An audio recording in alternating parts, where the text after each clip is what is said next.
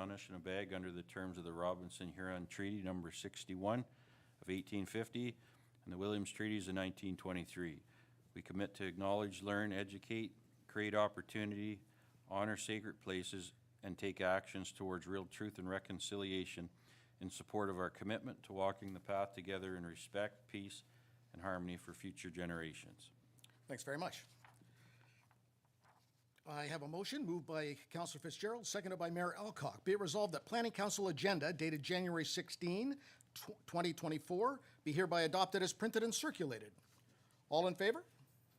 And that's carried. Are there any disclosures of pecuniary interest? I see none. I'd like to welcome everyone to the public portion of the meeting to consider applications to amend the Community Planning Permit Bylaw 2022-97 pursuant to Section 34 of the Planning Act. The procedure for the public meeting will be as follows. A brief explanation of the purpose and effect of the application and any correspondence received to date will be given by staff. The applicant or the representative will be asked to provide any additional comments without repeating the information already outlined by staff. Any members of the public present, in person or electronically, will then be permitted to ask questions or provide comments respecting the applications. Council will then have the opportunity to question the applicant, the planner, or anyone giving presentation. Once the public meeting is concluded, the input received and proposed amendments will be considered by council. Any persons making representation are requested to first state their name and mailing address, and please note that presentations are limited to 10 minutes. Please be informed that an appellant must provide an oral submission at the public meeting or written submission prior to the passage of the CPP bylaw amendment. Otherwise, the Ontario Land Tribunal may dismiss the appeal.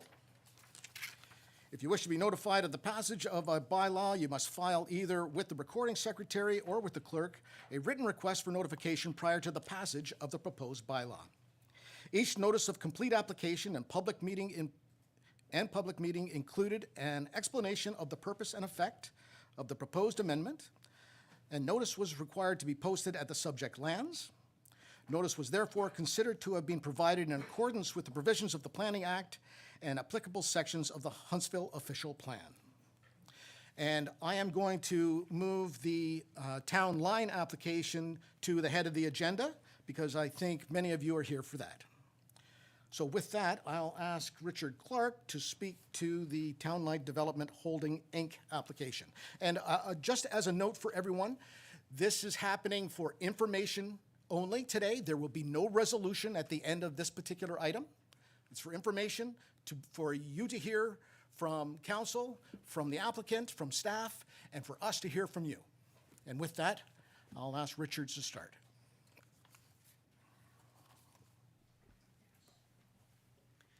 Thank you. Can you hear me? Yes. Okay, great. Thank you, Mr. Chair. Through you, the subject property is 206 Town Line Road West. The lands are designated urban residential and are within the Huntsville urban area in the Huntsville Official Plan. The lands are also contained within the development precinct in the Community Planning Permit Bylaw with a previous zoning exception RU1-1731 and are below the Natural Constraint 2 overlay. The applicant is proposing to construct a total of 96 residential units on the lands as part of a 96-lot subdivision development called Woodsview Estates. The development would include 74 street townhouse dwellings and 22 semi-detached dwellings.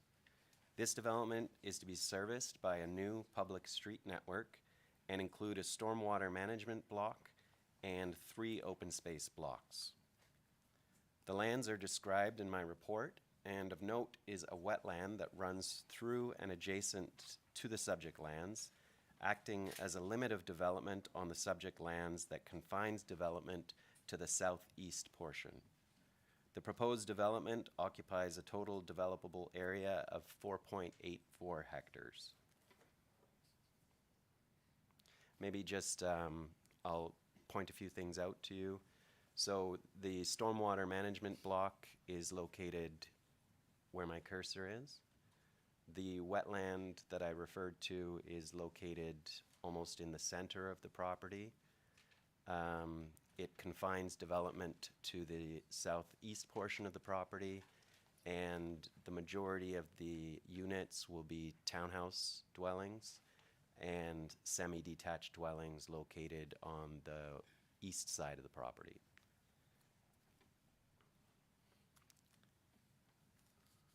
To facilitate the development, 2 planning applications were submitted: a community planning permit bylaw amendment application, which is Community Planning Permit Application 13/2023, and a draft plan of subdivision application, which is S 2023-1.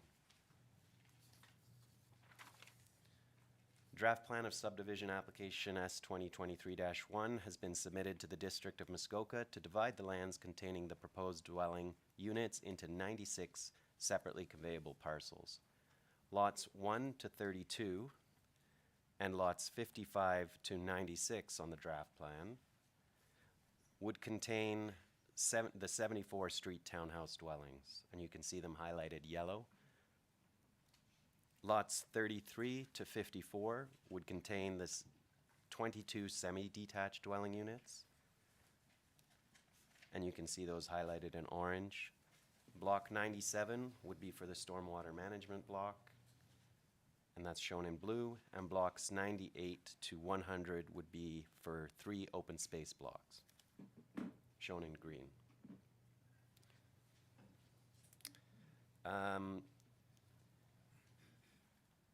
CPP, or Community Planning Permit Bylaw Amendment Application 21-2023, proposes to change the precinct on a portion of the lands from a development precinct to an urban residential medium precinct for the proposed street townhouse lots, and those are shown in orange with vertical hatching. And that would be for all of the townhouse lots. An urban residential low for 18 of the 22 proposed semi-detached dwelling lots, and those are shown in yellow with with hatching. And an urban residential low with exception precinct for the remaining 4 semi-detached dwelling lots, and those are shown in yellow with a crosshatch. Lands containing the natural heritage constraints would be changed to conservation, and lands containing the proposed stormwater management facility and open space blocks would be changed to open space precincts. The proposed exception for the semi-detached dwelling lots would be to reduce the minimum required front yard for the affected semi-detached dwelling lots from 4 meters to 7 meters. Looking at the town's official plan, it's noted that the urban settlement area is to be the focus of year-round residential development and employment growth in Huntsville. The urban residential designation generally encourages intensification and a range of housing types to achieve this goal, particularly within the intensification corridors. The plan also identifies intensification policies such as promoting a range of housing choices, increasing density, and achieving an appropriate transition of built form to adjacent areas. In this instance, the proposed development would appear to be compatible with the surrounding neighborhood while providing increased density and a mix of housing types. This compact development form would appear to appropriate for the lands as the density increase proposed is primarily located adjacent to a wetland and to the future open space blocks, at the farthest point away from the surrounding lower density development, and where impacts on adjacent development will be avoided, assisting with the transition to surrounding low density development. Where semi-detached dwellings occur adjacent to existing singles, tree retention in rear yards could be considered to assist with the density transition and to maintain neighborhood character and provide privacy screening. This matter was raised with the applicant, and they agreed to include a 1-meter treed vegetation screening area consisting of existing mature trees where feasible. Policies to guide neighborhood design within the urban residential designation are found within section C3.3.13 of the official plan, and these policies are intended to contribute to the well-being and cohesiveness of the community. In this instance, relevant design policies include encouraging new residential development, especially subdivision proposals, to be as visually interesting as possible through inclusion of a mix of housing densities, types, and styles, as well as varying the location of the buildings on the lots and utilizing the natural features of the site. Also required under these policies is the retention of native species, vegetation augmented with a high degree of naturalized landscaping on new lots, and within the road allowances and open spaces in all developments to enhance the natural appearance of the town. Additionally, pedestrian sidewalks, walkways, and trails should be designed and located to provide as direct a link as possible with parks. It's noted that a sidewalk will be required on at least one side of the proposed new public road network, and a new pedestrian trail has been discussed with the applicant to connect this development with potential development lands to the west and the town-owned open space block to the north. This sketch shows X's to illustrate the proposed location of that trail, and this was a sketch provided by the applicant. This sketch also shows a potential future road corridor. Can you show that with your cursor? Yes.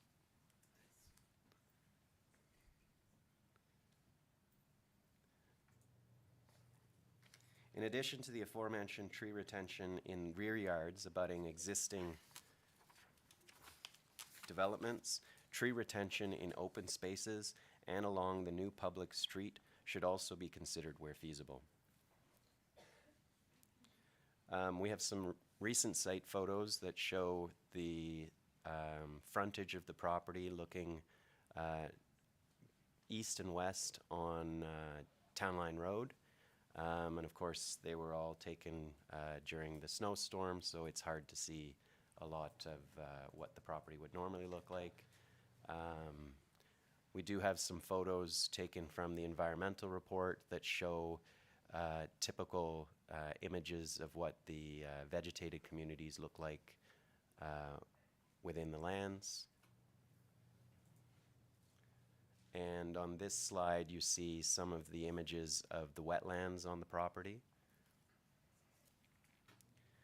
A scoped environmental impact study was submitted in support of this application to identify any potential environmental impacts of the proposed development on natural features and functions within and adjacent to the lands.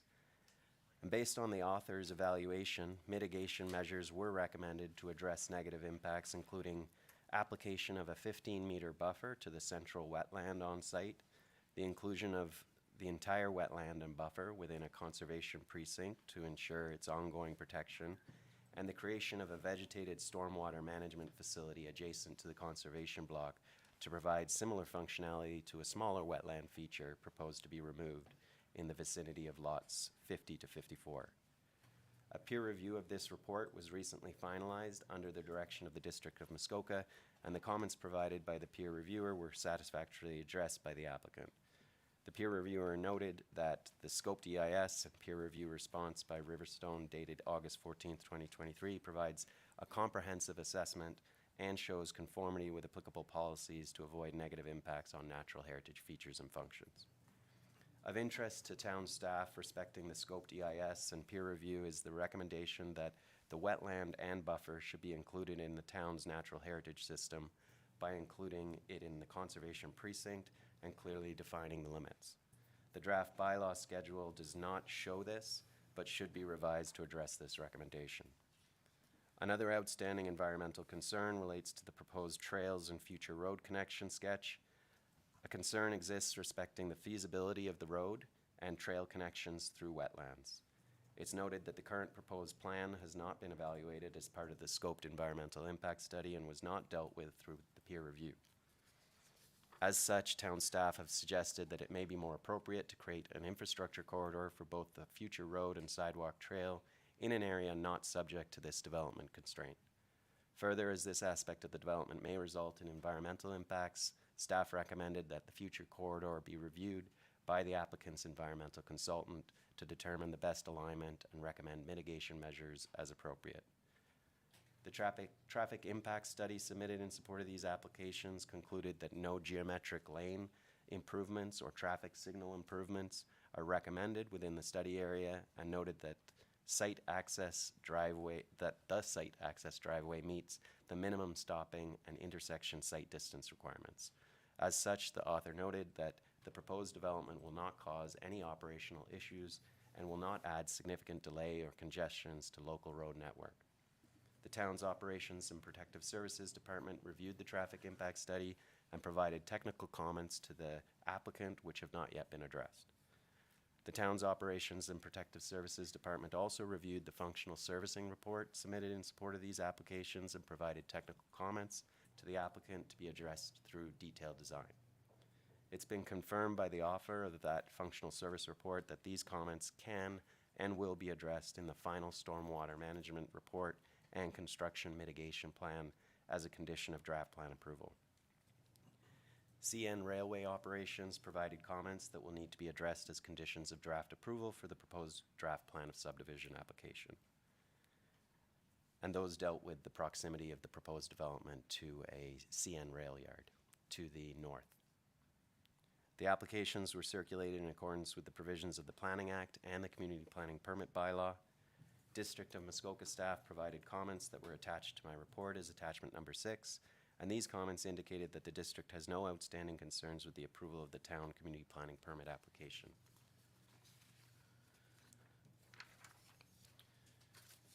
Comments received included 13 letters of objections from the public, 5 of which were appended to my report, 3 of which were circulated to council following the agenda publication last night, and 5 of which were provided earlier today.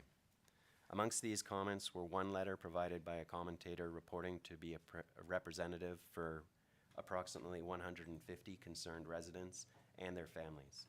The comments provided by this commenter and others identified concerns respecting the character protection and the need for a buffer to be maintained between the proposed development and existing low-density development to the east, the appropriateness of removing the small wetland feature on the east side of the proposed development, the adequacy of the proposed 15-meter buffer to protect the central wetland, potential risks of existing drainage issue exacerbation resulting from the proposed development, traffic concerns, and specific concerns with the EIS as it related to wildlife habitat identification and protection. Other commenters noted concerns with the loss of green space and the potential for future development on neighboring lands as well as on the lands to be retained by the proponent. One commenter also raised a concern with respect to pedestrian impacts to the wetland and buffer resulting from pedestrian movement and informal trail development. Where the proposed access road will be constructed, one commenter requested that drainage issues along the proposed access road be appropriately addressed and that a wall or barrier be erected to address traffic noise and privacy concerns. This commenter also raised concerns with sight lines at the proposed entrance, given the location of the existing hill peak, as did many other commenters. And they noted that the relevant guidelines noted in the traffic impact study should be reevaluated. Comments circulated post-agenda publication will all be appended to the minutes for this meeting.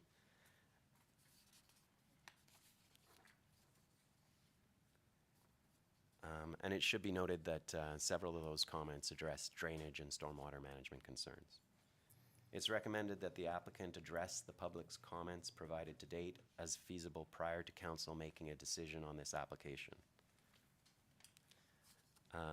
As to next steps, once all the issues raised in staff's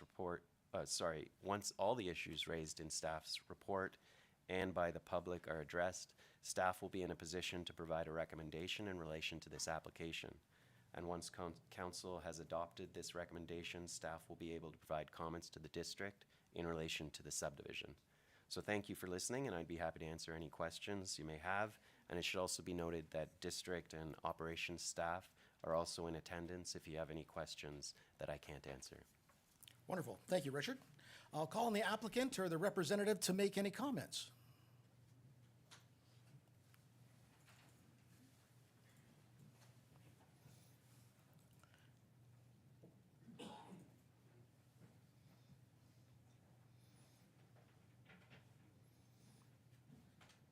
Welcome.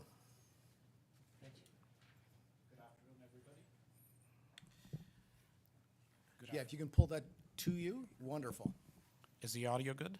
Yeah. Okay, perfect.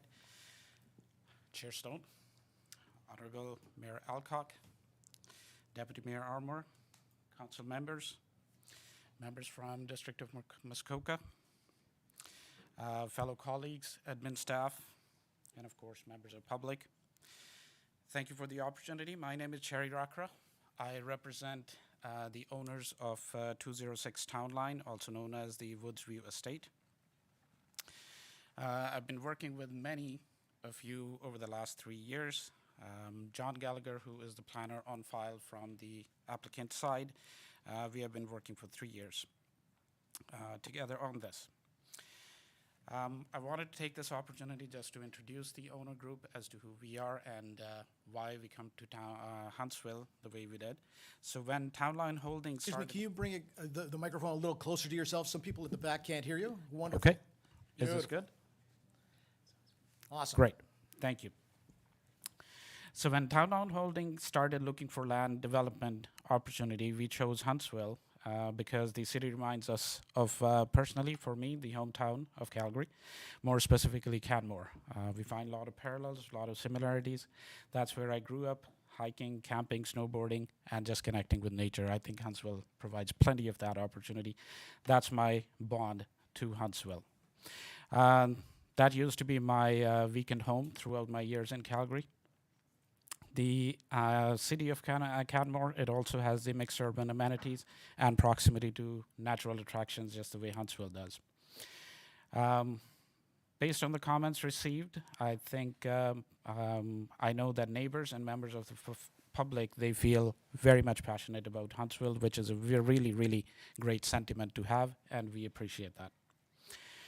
Our approach has always been to encourage local talent so we can contribute to and encourage the local economy. As such, all professionals working on this file are local to Huntsville, starting with John Gallagher, our environmental consultant Al Shaw, engineering consultant Tim Harvey, Dearden Stanton, Tulloch, traffic consultants, and I can go on. Pretty much everybody other than us are from local here. It is important to us that town and district appreciate our approach of integrating into the neighborhood rather than purely being an external developers. We have made significant investments in Huntsville, in addition to the land being discussed here today. We are confident that these investments will provide growth opportunities. We feel Huntsville should enjoy the growth opportunity that rest of Ontario and rest of Canada at large will benefit from foreseeable future. Development fosters economic growth, poverty reduction, social well-being, economic resilience and stability, and we should do that while maintaining environmental sustainability and quality of life. We all know that Canada has housing shortage, and Huntsville is not immune to it. We started this application in 2022, July. After a few months of alignment, our application of subdivision was deemed complete on January 6, 2023 by the District of Muskoka. Since then, we have been working diligently with the authorities both at district and municipal levels. We have great talent here, and I find that members of Planning Department to be passionate about the city, which aligns with our approach. I read through the report presented by the town of Huntsville, and we are aligned with most of the information. However, I would like to add some information that I felt that may have been missed. The wetland identified in the report is not a natural wetland, but developed after the surrounding developments and due to its confluence. This wetland was not present in any of the city maps prior to the 1990s information that was reviewed by the team. It was identified during the environmental impact study, EIS.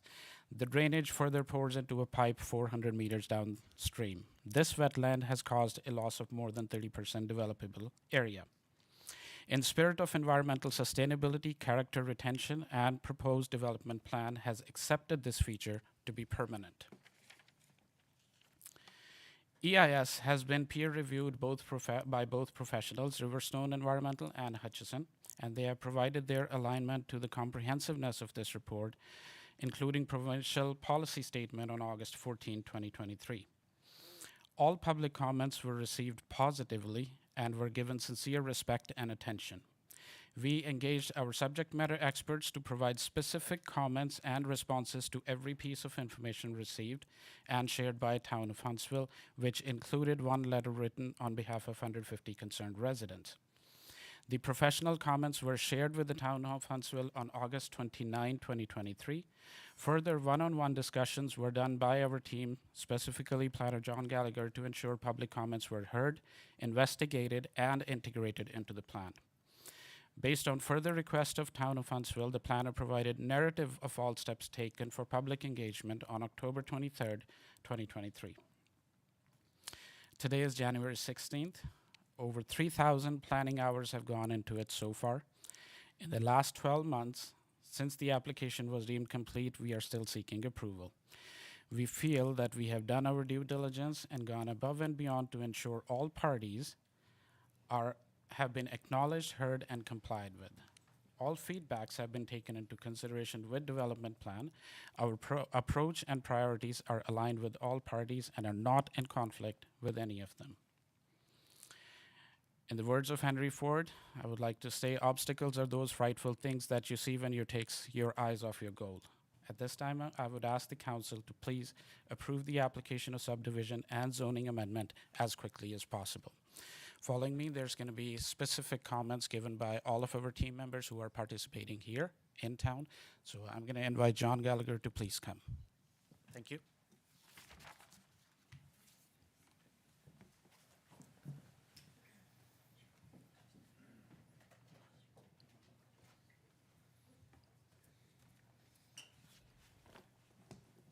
Get my timer on.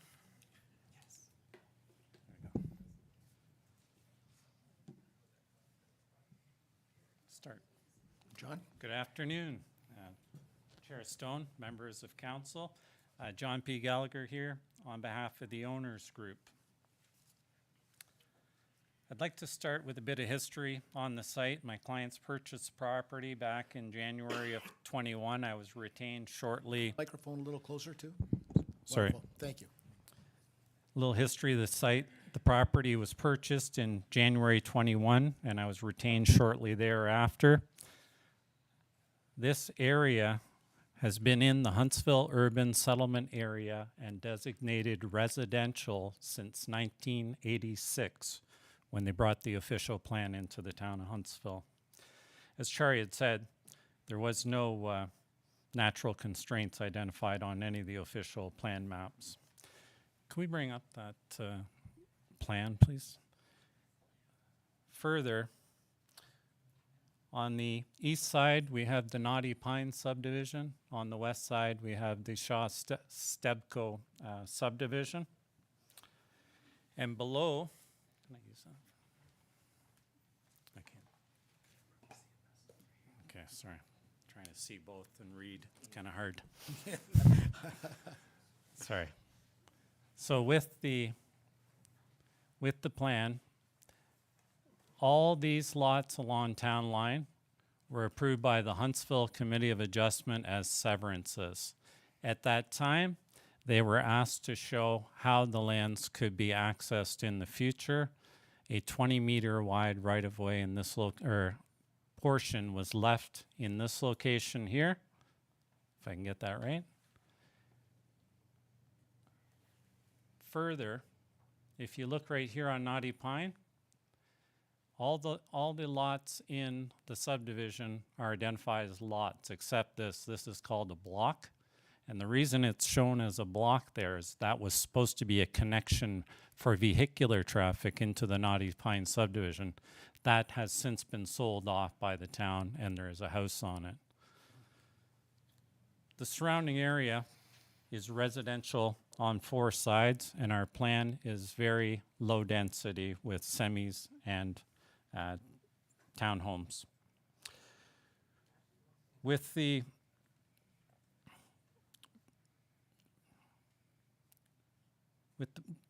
Prior to my being retained, my clients had a pre-consultation meeting with the town and the district with regards to the development.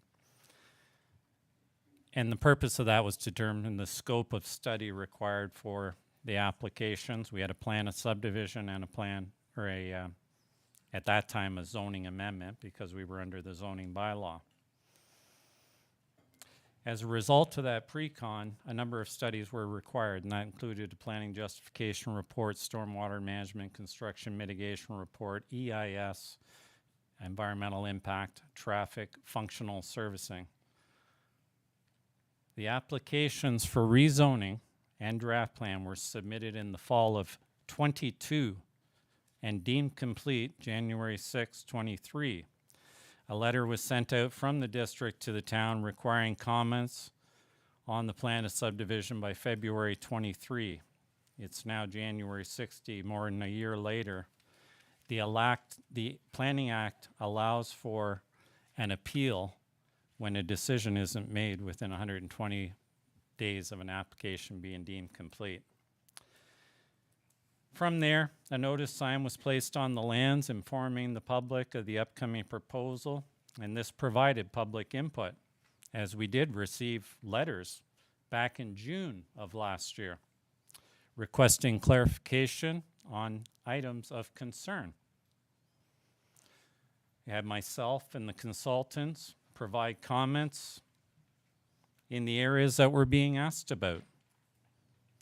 On August 29th, 23, a 9-page letter was provided to address residents' concerns through the district.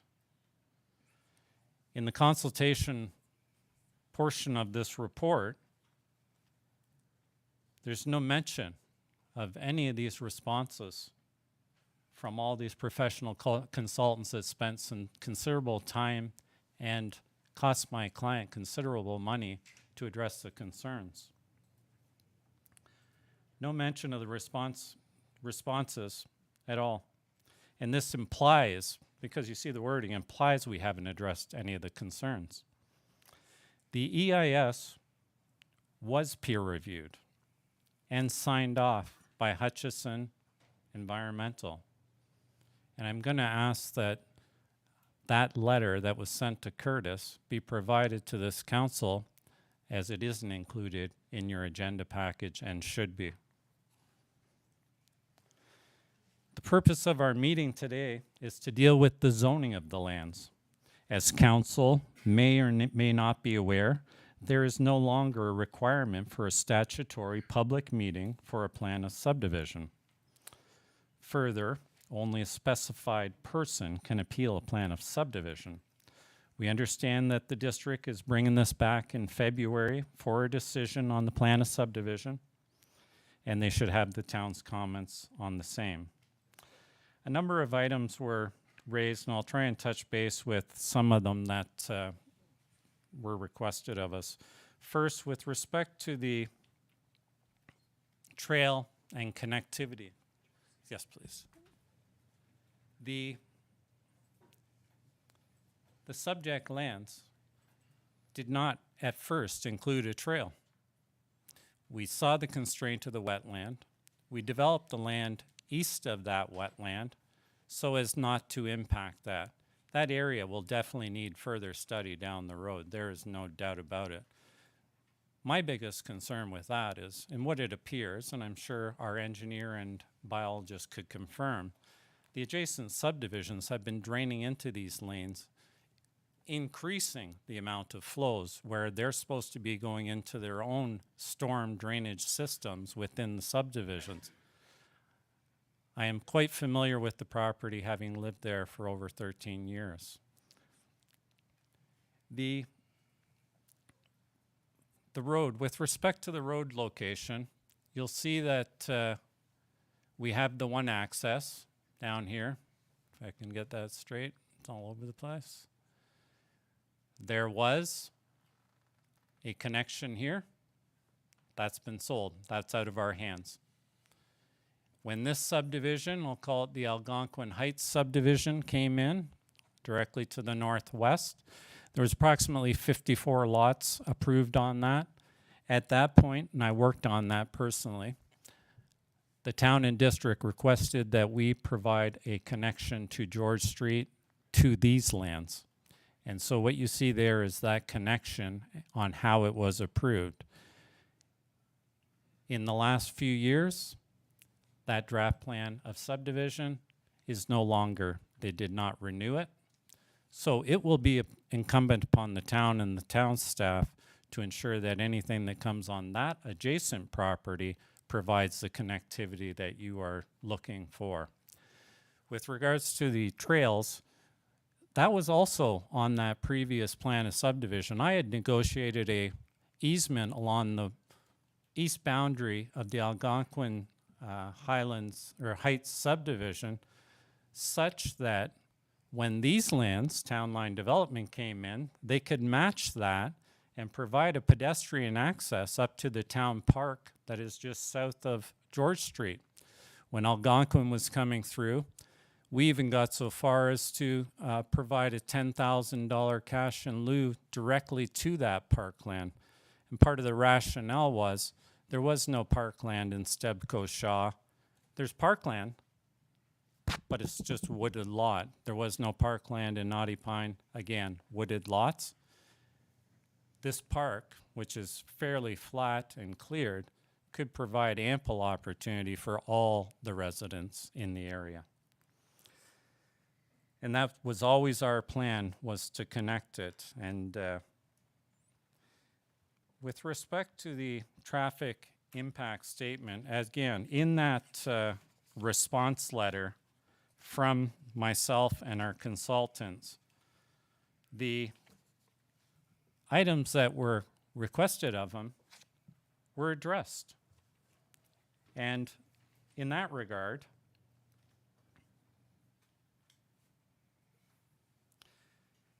the consultant provided their quote based on their pre-consultation discussions with the town staff and Public Works on the scope of the study. Those responses were that they had spoken with them and this was the scope. Now they were changing the scope after we're more than 6 months, 7 months into the process. And that frustrates the process, and that's not fair to the applicant. The comments from CN, I'll take that with a grain of salt. That train station is not a trail yard in reality, and we're over 500 meters away from the train tracks in there. Mainly the purpose of our meeting here today is dealing with the zoning application where low density is envisioned for the semis. There were site-specific exceptions on 4 lots because we started under the zoning bylaw, and it's different than the CPP, and it didn't reflect the legal rights that we had going in. With regards to the Huntsville official plan, this application has complied from day one, probably from the day it was submitted. We've been trying to get a decision on this application. The district bears some of the responsibility of that, as the plan of subdivision is a district responsibility. However, I will say that I submitted an application in Dwight around the same time, and I got full approval back in October, November of last year. The district official plan, you saw the letter from staff. The application complies with the district official plan. It definitely meets the PPS with regards to being in the urban service area. Understand there's applications coming in to have more development outside where you want development directed. I'm surprised that this property hadn't been developed till this point as much as anyone else is. I will say, when I lived there, I knew that when I was trespassing on the property behind me, I was doing it illegally and taking benefit of that. And I'm sure I've read in the letters of objections that more people have done that as well. Unfortunately, you could only imagine if someone came and started walking around your backyard, what you might think to those people doing that. I know it's a vacant parcel of land, but these are private properties. We do have the benefit. We also received comments about providing buffers. Well, the whole purpose of having semis adjacent to singles was a low-density transition towards the medium density. You know, someone threw a number at me like, 6 or 7 meters. We're constrained because of the wetland. And if I were to provide, and there is no requirement in the bylaw that requires a buffer on a single family adjacent a single family zone. And if I were to do it there, then wouldn't it be incumbent upon everyone else backing onto it to do the exact same thing on their yard? So the bylaws have to be applied fairly across the board. Anyways, I can see Chairman's eyes and I'm past my time. I'm here to answer any questions, and I know that Lauren and Al won't take as long as I did. Thank you for your time. There's more from your group that are going to speak? Briefly, our engineer and our biologists need to have a say. All right, as long as they do it quickly. Yep.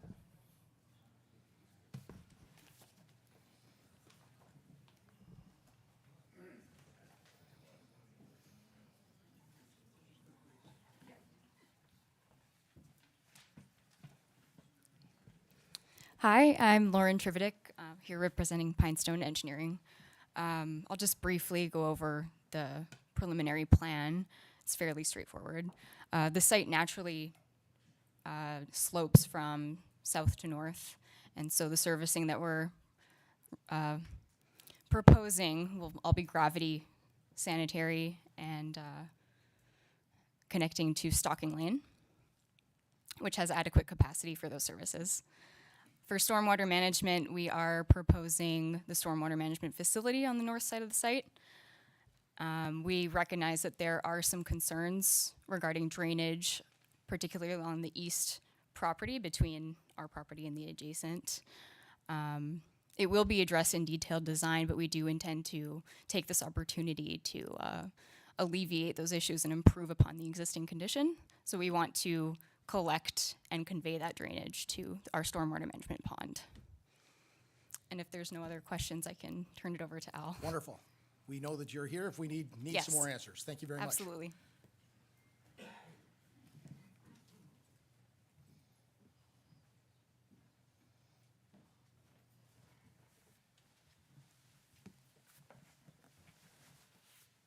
Good day, Mr. Chair, Madam Mayor, Council. Thank you for the opportunity to speak. My name is Al Shaw with Riverstone Environmental Solutions, 47 Quebec Street in Bracebridge, P1L2A5. Excuse me. We were hired by the applicant to complete the environmental impact study on the property, as that was what was required of them for submission of a complete application. The purpose of the EIS is really to identify and take a look at all the natural features on a property, map them out, and then buffer them and protect them according to federal, provincial, and municipal policies and law. Our ecologists from our company spent, including myself and 2 others, spent approximately 15 and a half hours on the property doing various different studies that included mapping the boundary of the wetland, the water course, species at risk, and then specific studies related to breeding birds, breeding amphibians, and bats as well, specific studies related to those. As a result, we identified 5 different vegetation communities, including the wetlands, as well as 18 species of breeding birds, 2 species of breeding amphibians, and endangered bats. Our EIS report provided a series of recommendations related to those natural features, which included protection of features, buffering of features, timing of tree removal related to bats and birds, as well as sediment erosion control, low impact development technique recommendations as well. And that was all done with the expectation to be compliant with those federal, provincial, and municipal policies and laws. It's been said already that the EIS was sent for peer review by Hutchison Environmental Sciences. They provided a series of 10 or so comments that required a little further analysis on our part and a little additional information related to vegetation communities and an updated mapping, I believe, which was provided to them, and ultimately they have signed off and confirmed our analysis and our recommendations that we'd be compliant with the appropriate policies and law. We also received, and I believe it's been mentioned, that we also received a couple of very extensive letters from the public. The comments were quite thoughtful, and I thought it was a clear expectation that they had concerns about the natural environment. And we provided a detailed response to that, those series of comments. I had written it down here. There was lots of comments related to the wetlands. There were a number of wildlife comments, and through reading the comments and assessing them and providing a bit of an analysis and response to those, I didn't change the recommendations in the report or the mapping.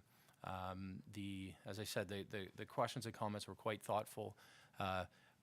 It just didn't change my mind at how the significance was identified or the requirement for buffering or other recommendations in the report I felt were adequate to protect the things that needed to be protected.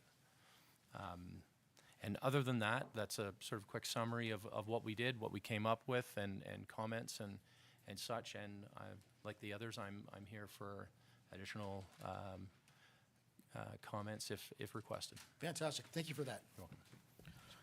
All right, before I go to the public, I just want to remind everyone that anyone that's going to speak, please state your name and address before you begin to speak. And I've mentioned before that you have 10 minutes to give us your information. However, I suspect there's going to be many comments. So if others have said the same things that you had wanted to say, perhaps you could keep it succinct or try and keep it as short as possible. So with that, I will open the floor to the public to come and speak.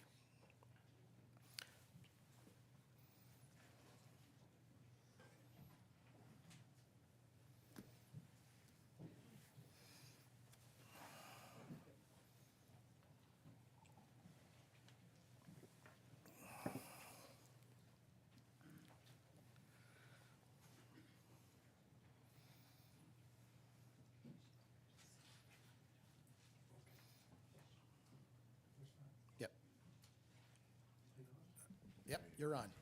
Okay, everybody hear me? Beautiful. Okay. Good afternoon, Chair Stone, Mayor Alcock, councilors, town planning staff, the applicants, and the applicant's agent. Thank you for the opportunity to express our concerns today regarding this application to change zoning. My name is Jim Harper, 10 Heritage Crescent, Huntsville, and I'm representing our group of 150 plus concerned residents. Today, I will be addressing the application to rezone. Please keep in mind, there are many other concerns our residents have raised via our April 23 letter. And by the way, the talk about engagement, other than us sending our letters in, we've had no response from the town. Now, I must comment that the first letter that we sent in February last year was really, we were shooting from the hip because we really didn't know what we were faced with.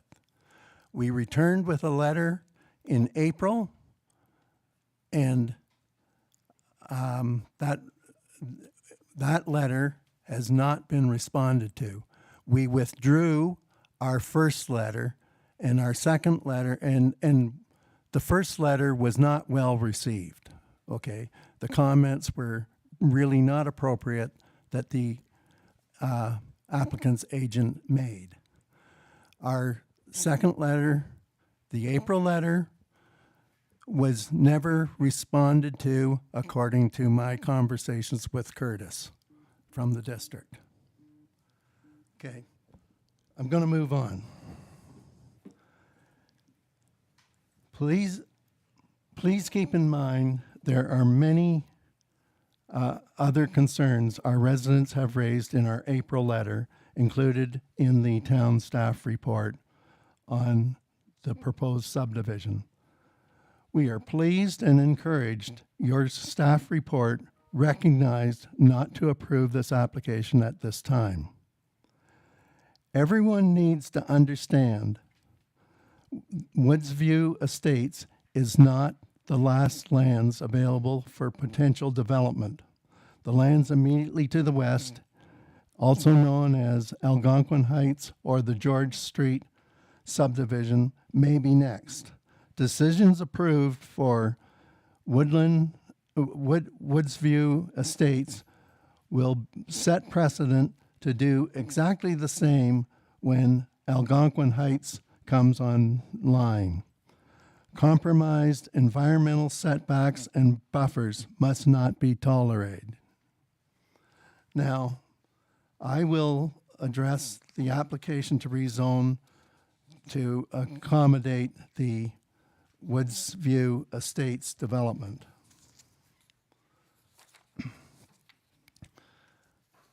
This proposed infill development is out of step with protecting Muskoka's natural environment and the intentions and expectations of Huntsville's official plan.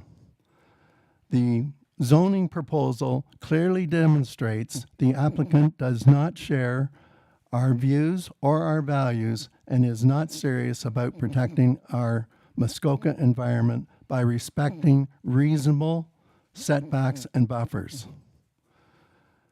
Why is the water course, its associated wetlands, plus the 15-meter buffer recommended in the environmental impact study and peer review not included in the proposal to rezone the lands?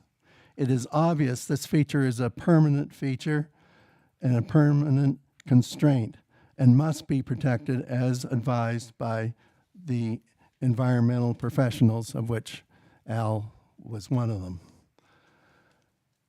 Delay of inclusion of this sensitive feature is not protection. Protection of our precious Muskoka watershed is important, as this feature flows downstream to the Muskoka River and lakes. The application must be denied until this feature, from entry to exit, buffer side to buffer side, is included in the rezoning. Backyards inside buffer. Applicant is proposing 20 of 26 townhome backyards inside the 15-meter buffer, essentially no buffer at all. In fact, 12 of the 20 townhomes have greater than 25% of their backyard area within the buffer. 7 of the 12 are pushing 40% and greater coverage. This is unacceptable and demonstrates lack of understanding and respect for the buffer. The full 15 meters is a requirement to guard and provide sustained protection of the wetland feature as well as our precious Muskoka watershed. The buffer is to be maintained in a natural state. Homeowner activities on the buffer are prohibited. Activities such as building fences, structures, sheds, patios, decks, gazebos, etc., planting grass, growing vegetables and flower gardens, using pesticides and fertilizers, etc., for grass, garden, and weed maintenance, just to name a few. How do we plan to stop private landowners from carrying out such common activities. Suggestions of a homeowner user guide, permit requests, and bylaw enforcement are very weak. The buffer must self-manage itself. As taxpayers, we pay the bills. We must avoid neighbor-dependent snitching, cumbersome administration, and escalating costs.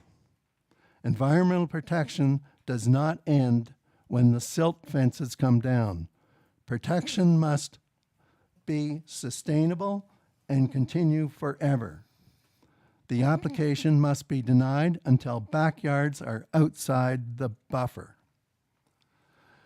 Regarding the southeast wetland removal, a significant portion of the southeast wetland is proposed to be removed for 4 semi-detached dwellings and zoned UR1 exception. The remaining portion to the north is to be zoned UR1 for more semi-detached houses. This is a wetland. This is a swamp. This is constantly wet. According to 60-year resident Rita Stroud on Town Line, it has always been a swamp. There has always been lots and lots of water back there. What is going to happen with all this water? The floor of the wetland is at least 7 feet below the mid-grade of the development's 350-meter elevation. What is the drainage plan? How are we going to protect all existing homes in the immediate area, as well as the proposed 4 semis from being flooded out? Swamps are generally avoided for building homes due to the unstable nature of the base. Jim, there's How- 1 minute to go. If you can wrap up. I'm getting there. Awesome. How will the applicant assure buildings are structurally sound and protected from sinking? How will all homes be protected from flooding? The application must be denied until the game plan is evaluated and proven to be functionally feasible. Abutting heritage Knotty Pine properties are dependent on storm water draining into the proposed development. Significant flows drain to the wetland in the southeast corner as well. To the west interior from 8 heritage and properties northward. Storm overland flows meander westward through sequences of ponding soak-away pits. What is the drainage plan? The application must be denied until a drainage plan supports all abutting heritage, knotty pine, and town line properties and assures the proposed semi-detached dwellings will not be flooded. Wonderful. There is Thank a you. solution. No, No, we need to move on. well, I would appreciate having the amount of time. The agent went over his time. I'm the chair here. Okay, I understand. I'll be done in 1 minute, please. Go ahead. There is a solution. An environmentally friendly solution is offered that would provide a transition 15-meter buffer along the eastern border. The benefits: it utilizes the existing soak-away pits. It will preserve in a state of nature many mature trees and vegetation. It will provide a pedestrian walking trail for connection to the watercourse lands and other Huntsville destinations. And this next one is big. It's huge. It will grant a woods view for all abutting neighbors. Such a buffer is a significant marketing attraction for buyers of the semi-detached homes who come to Huntsville for the beauty of trees, wildlife, lakes, and rivers. The transition 15-meter buffer will sell homes. We encourage the applicant and the town professional staff to respect and graciously accept the buffers and setbacks set out to protect our precious Muskoka for generations to follow. This solution is a win-win with a Woods view for all. Thank you very much, Jim.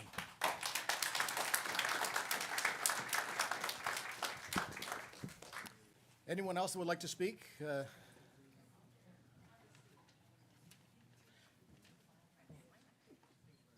Doesn't matter. You guys can duke it out if you want.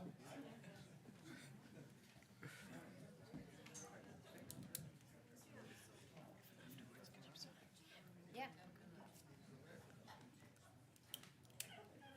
I don't need a microphone.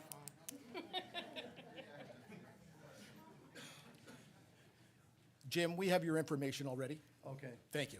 thank you. Sorry to hold you up.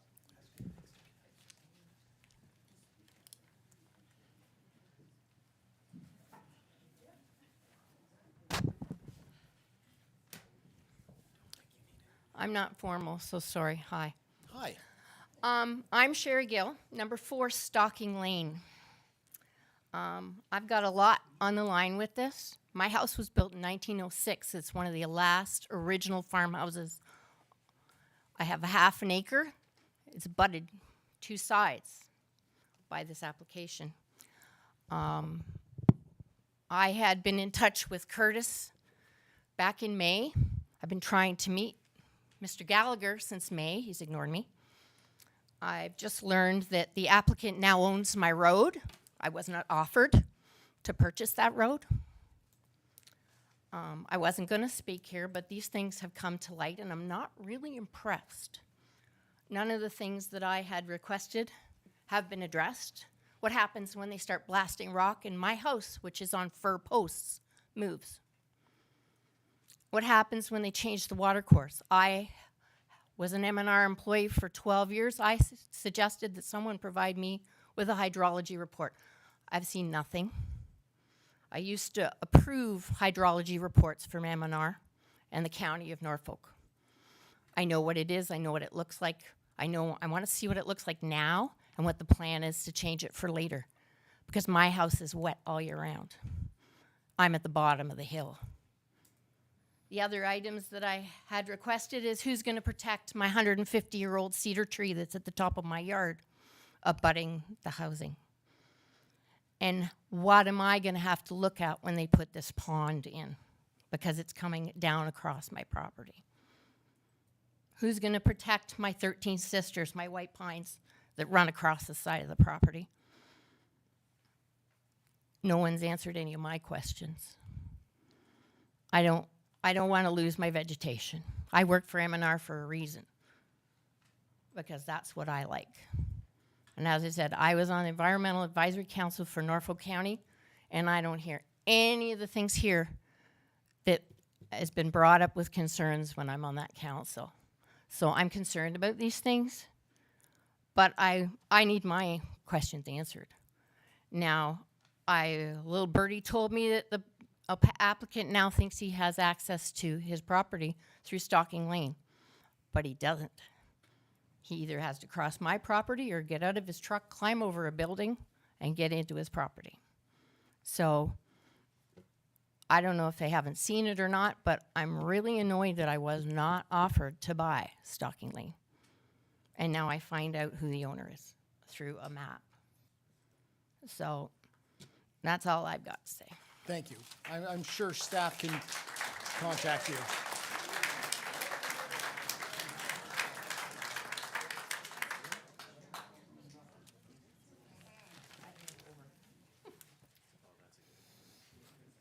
Thank you. Members of council, thank you for your time. My name's Alex Dussault, and I'm at, 14 Heritage Crescent in our beautiful town. So I just have a few points. I'll try and be super brief because I know this has gone on already. I have a few concerns. So one is the driveway. Nowhere in the planning report was it mentioned that in 2006 there was a bylaw that was passed that prevented the use of these lands other than for a single family home. And that is likely because the 20-meter width of the entrance to the property is just not adequate for a road to sustain a development of this size, nor is it safe, to be honest. So that really should be addressed and reviewed. Also, there's an error in the staff report that references the entrance is 29 meters when in fact it's only 20 meters.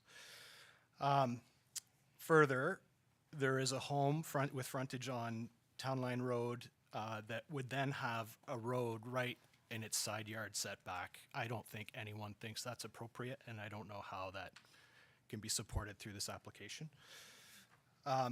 Traffic, I understand the traffic study was done, but I also don't think it takes into account how Town Line Road is actually used. It's now become a thoroughfare for a way to bypass town. Anyone that spends any time on Town Line Road will notice that the speeds have greatly increased.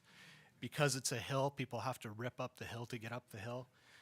There's no sidewalks on that road, and now we're proposing an additional set of units that will drive people to walk on that road, and it's just not safe at all. Never mind that it's a blind entrance to the site. It was nice to see that towns recommended trails to cut through the properties, but sadly that is just insufficient. I, with Helena's help, was able to get a plowed trail through at Heritage Crescent for people to walk, for kids to walk to school. That was a fight. It should never have happened. And to see that they're proposing a trail when really what is required is a permanent concrete sidewalk that is winter maintained for children to get to school safely in no bus zones, it's just a non-starter that gets considered. I think Jim has done a great point of talking about setbacks and tree mitigations. Richard has recommended that there be a conservation zone placed on the lands, but I think we can all agree that if that zone is within someone's backyard, there is no protection offered. In general, there's significant environmental concerns, including stormwater management. A setback of 1 meter is actually laughable. In our town where we promote trees, we want trees everywhere. To offer 1 meter, you cannot save a tree within 1 meter. So I think it's not unreasonable for us to ask for a tree plan and a way to save trees in our community. As someone that works in development, I can attest that it is possible to do that. I think my last request is, we've seen a lot of false starts in our community. There's a lot of trees cut down for developments that don't ever come to light. There's one on Mackenzie Road that's clearly visible from Town Line Road, and there's one on Yonge Street South. Over 50 acres of trees cut down for false start developments. I'd like to ensure that when this application is considered and finalized, that there is a plan to ensure that trees aren't cut down ahead of the actual construction cycle, so that we can protect the environment as much as we can through the construction phase. And that is all I have. Thank you for your Wonderful. time. Thank you for that.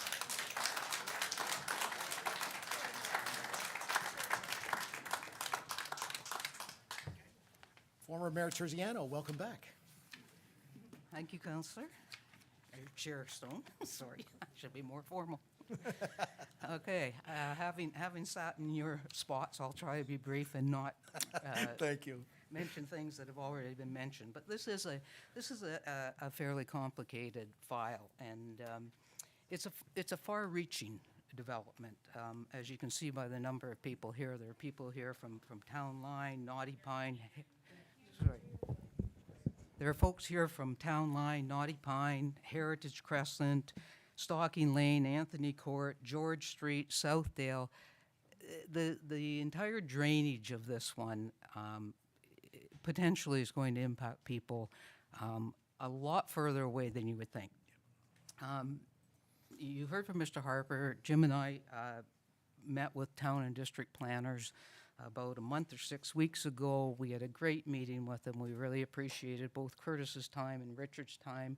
They helped us to understand the application better, and they listened to the concerns that we wanted to that we raised. Most of the folks that are present here today are not here to stop development. They're just here to make sure that the development works for everyone. It was actually assumed by the large group of people that the developer was going to have an open house so that we could come in and talk through these concerns. Sadly, it didn't happen. I'm not sure where the breakdown was, but it was our understanding that it might have happened. It might have helped had we done that. But anyways, back to our meeting with staff. The area particular of Naughty Pine and Heritage are well-established neighborhoods with very mature forest surrounding it. Most of that forest is on 206 Town Line. But these homes have been there for at least 30 years, and they all have very mature trees in their backyards and front yards. It's a beautiful subdivision. It's got character and charm, and Richard's staff report actually says that where the semi-detached dwellings occur adjacent to existing singles, that we try to maintain the neighborhood character and provide some privacy. He said the matter was raised with the applicant, and the applicant agreed to a 1 meter treed vegetation. Well, really? 1 meter? It's 39 inches. The base of these trees are larger than 39 inches, and we all know that when construction starts, you don't save any trees. If you're constructing homes near them, they're all dying. They might take a year or two to die, but they're all dying. So a 1 meter buffer is laughable. And when I use the term buffer, I mean existing trees. Let's leave some existing trees between the streets of Naughty Pine and Heritage and the new development. That's all we're asking for. Let's leave some green there. So we're looking more at a 10 meter buffer of trees being left there. That's still a far cry from the forest that stands there now. We know the official plan includes intensification and higher densities, and we can accept that. We're just asking for suitable green space to be left within this proposal so that we don't end up with just a bunch of little cookie cutter spaces with little trees and little yards, and let's leave some green space there. One of the other issues we discussed was the current drainage, and I think John Gallagher was the one that mentioned it. Many of the homes on Heritage and not so much Naughty Pine, it's lower, but on Heritage, they drain into 206 Town Line Road property. But this was a plan that was sanctioned or blessed by the town some 30 years ago. So in order for somebody to come in and change that drainage now, to regrade or to direct it somewhere else, isn't acceptable because this was basically a sanctioned plan at the time. So what we're asking for here is that the neighbors are looking for confirmation that they will not regrade or push their drainage back to the other properties. The detailed stormwater management plan that they haven't come up with yet. It'll be interesting because anyone that's familiar with the areas of Anthony Court, George Street, Southdale, I'm sure there's councillors at this table that were called over to Hart Court over the years because all of these areas, as far away from this development as they are, they're just big floodplains. Sump pumps run nonstop. Flooding happens all the time, and if we add another 96 properties and a drainage plan that flows down to where it's already a problem, I just can't imagine it.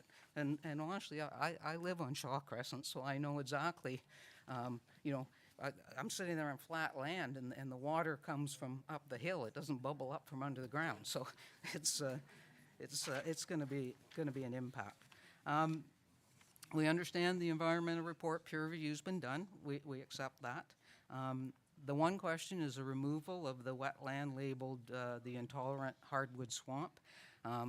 John says it wasn't a wetland in 1986. Well, it was wet in 1986. It might not have been identified, but it was wet in 1986. It's still wet now. It's a very low land, and to remove this very low land that is capturing water now and build houses on it, it doesn't make any sense because what's going to happen to that water flow? It's going somewhere. We all know water goes somewhere. I believe staff have agreed that until the final detailed stormwater management plan is presented, the application is not ready for a decision, and we appreciate that. It's our hope that a careful review of the drainage is conducted so as not to add to the flooding of the areas I just spoke about. It's also our hope that council strongly consider mandating the retention of at least 10 meters of forest between the existing development and the new development. Let's be sure that the new development's a good one, that it's compatible. If the number of lots are closer to 70 than 96, or somewhere in between that number, let's just make sure we get it right. The plan as it now stands seems to be more focused on cramming as many units into this 4-hectare property as possible, which might be good for the developer, no offense, but it's not good for the existing neighborhood or even the folks that are planning to purchase these new homes in the future. Why are we looking at a plan of subdivision for 96 homes on 4.5 acres when some lots have to fall within the 15-meter buffer? We have to remove one of the wetlands to build some of the homes. It's clearly a case of too many lots on too small of an area. Either add some more land and redraw the plan of subdivision to make it work, or I fear that we're going to create more problems that the town's already faced with in other areas. And it's the job of this table to make sure that doesn't happen, and our staff to make sure that doesn't happen. I appreciate the developers want to build the homes here that we need, but maybe the number's not quite right. On a final note, I just want to speak a little bit about traffic on Town Line Road, and I know the traffic design's been done. It hasn't really considered much in the way of pedestrians. It is a thoroughfare, as somebody mentioned now. It's a very busy road, huge snowmobile traffic in the wintertime on that road. Nowhere to walk on the side of the road, and I know that the area between Brunel Road and where this new development's going in has earmarked on the town sidewalk master plan as a missing link for sidewalk, whether it be sidewalk or just paved trail or whatever. And I asked council to consider making sure that this missing link of sidewalk gets budgeted for and in maybe 2025, so that by the time these new homes are built, that area becomes a safer area and we can get that link done sooner than later. And that's everything. Thank you very much. Thank you very much.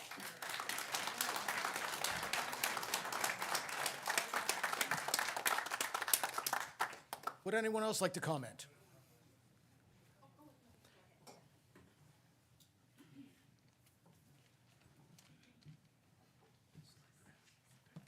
Hello, I'll make this brief. My name's Ann Reeby and I live at 19 Naughty Pine Trail.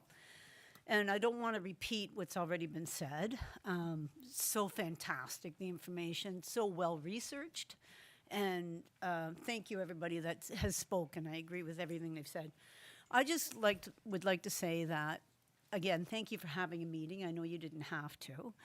But I live directly where the southeast wetland is, the bulk of it as well. And I just want to say that I have never been able to go back in beyond, and I know it's private property, of course, but people have been walking it for 100 years. I'm just just putting that out there, you know. So I have not been able to trespass directly behind my fence. I guess I'll put it that way, because of the southeast wetland and the depth of the water. The water is about 3 feet deep back there. I have had a dog in the past that sort of got loose and, ran from a different direction from that property. And, he pretty much needed a jacket to swim. But also, too, I don't want to repeat, but I'm just going to say that many of the counselors here walked the property with us. We had access, and she's given me permission, Rita Stroud's property at 182 Town Line. She moved into that home in 1963. And I was with Rita yesterday, and she was talking about the fact that where the southeast wetland is, there was an enormous pond filled with frogs or whatnot. That was eventually filled in, but she told me it was very surprising, but the water kept coming back up, and it did, and it basically just refilled. Only reason I'm bringing that point to the table is just to highlight the fact that it was a wetland even prior to the Naughty Pine subdivision going in. So that is what I would like you to please consider as your, and also to the fact that you have been elected, you're entrusted in positions to look out for the best of Huntsville and the best of your constituents as well, which is highly appreciated. And it's not an easy task that you have, but I do believe that you're also in a a privilege of some decision-making power, where you can look at some of the information that's been shared, and maybe, like, I was hoping to pass it around the table because I don't know how well the email came through. But they're photos of the southeast wetland, and I don't know if everybody actually received it, and I don't know if that's permittable to pass it around to. Is it? No, Oh, sorry. no. Okay. Okay. But so if here, staff here, have here they those- are. But I'll just I'll just say that because you are in that position to safeguard our properties as well, and also too to encourage new development, which is of course what everybody wants. I mean, in terms of bringing something different to the town, but at the same time protect what's already existing. And our homes are probably our biggest investment. And the bottom line is, if you do build on the southeast wetland, there's several of us that are guaranteed to get flooded. So I'm just putting that out to you, and that's it. And also, too, if they could be a little bit more specific about how they plan on removing that and keeping it gone, my concern would be the people that are already in the existing community and the new people coming in. And also, too, what a fantastic town we live in that we've had this much response to what's going on. Thoughtful, well-researched, a very educated group. Anyways, thank you. I appreciate your time. Thank you. Thank you for that. Yeah.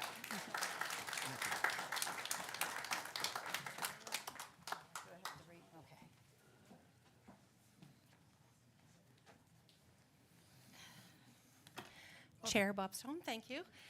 Mayor Alcock and council members and other guests here today. Lorna Larson from 18 Beechwood Path. And I'm not going to address a lot of the things on my page because they have been already, and I certainly support the concerns that have been raised. But I'm going to speak, I guess, for the wildlife that can't. And unfortunately, I haven't heard anything today from the environmental reports that address some of our protected species and some of our species at risk that are on this site.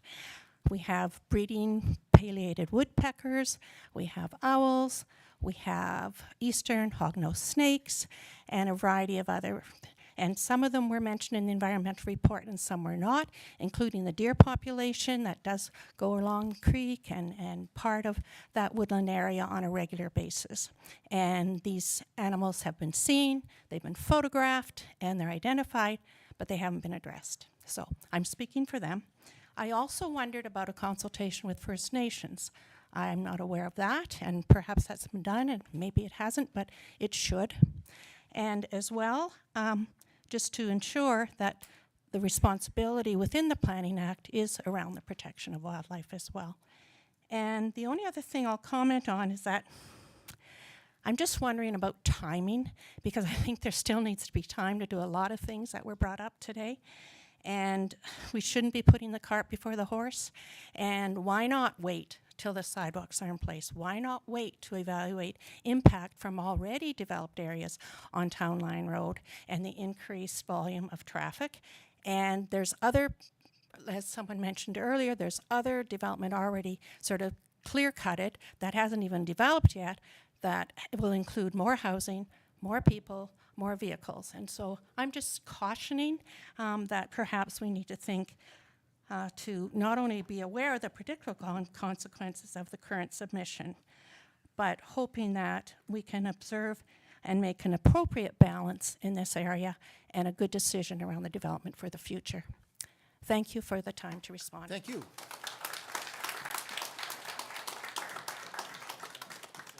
Is there anyone else that would like to speak? Well, you're, okay.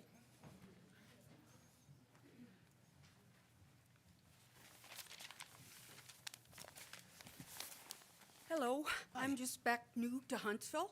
I moved in on the 3rd of August, and I live at 27 Knotty Pine Trail.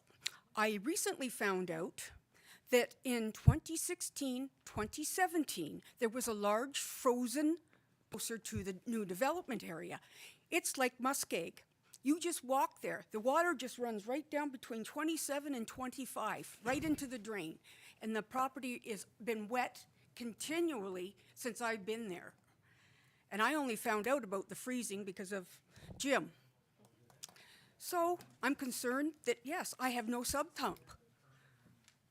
It was never built. You're almost on the top of the hill. But when they start to lower everything, water is going to move wherever it wants to. You fracture rock, you don't know what's under there. If that pond's grown, you may have a natural spring up in there. And it's going to be hell. And the snow removal, the population for the children, there's no lights on Town Line.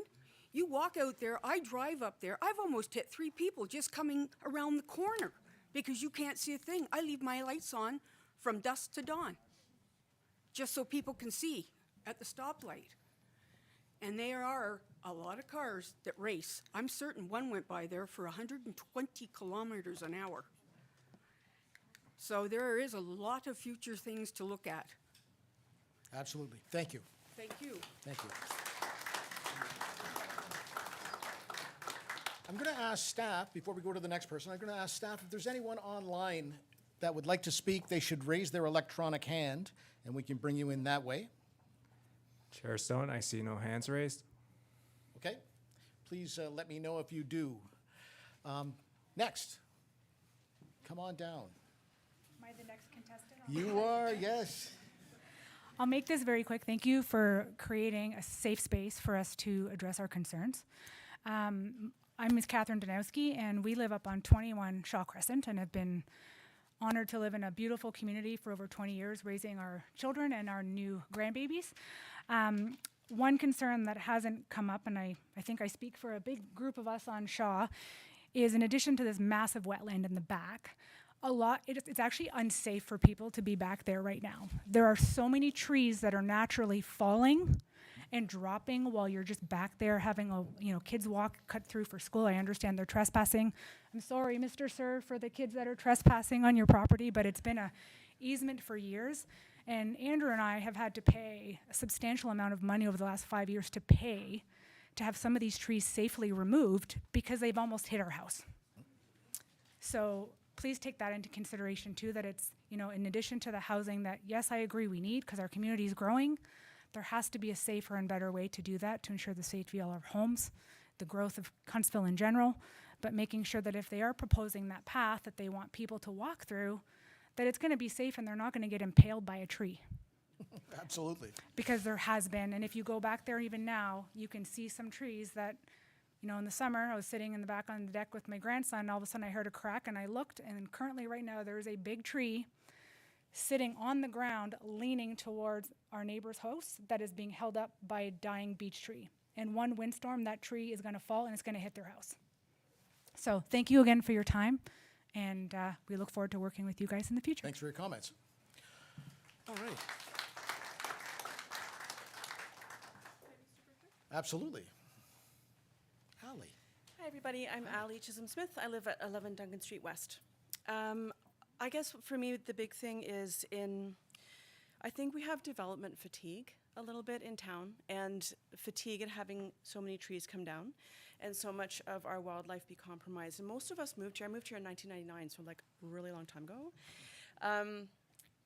People move here and visit here not to go to Burger King and Taco Bell. They come here to see animals and wildlife and to feel at peace within nature. So if we lose that as a town, we really become like every other town. So I don't know if you guys have talked at all about ecological corridors, but that's a really big thing happening right now that's really exciting, where in a town, say you have this buffer zone, well, that can become an ecological corridor, so that these animals are not constantly shoved aside and then called problem bears or problem raccoons, right? We are the problem.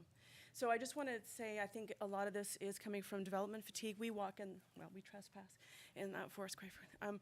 But I think if we can just think about I know you're looking at the bigger picture of development. I know it's important. Ecological corridors might be a couple of words that you want to use. Thanks. Thank you for that.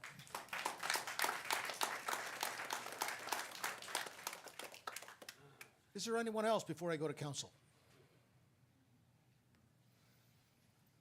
I see no other hands. Then I will go to council members that would like to make comment about this. There is no resolution, but I know the mayor can't hold back. I'll go directly to Mayor Alcock.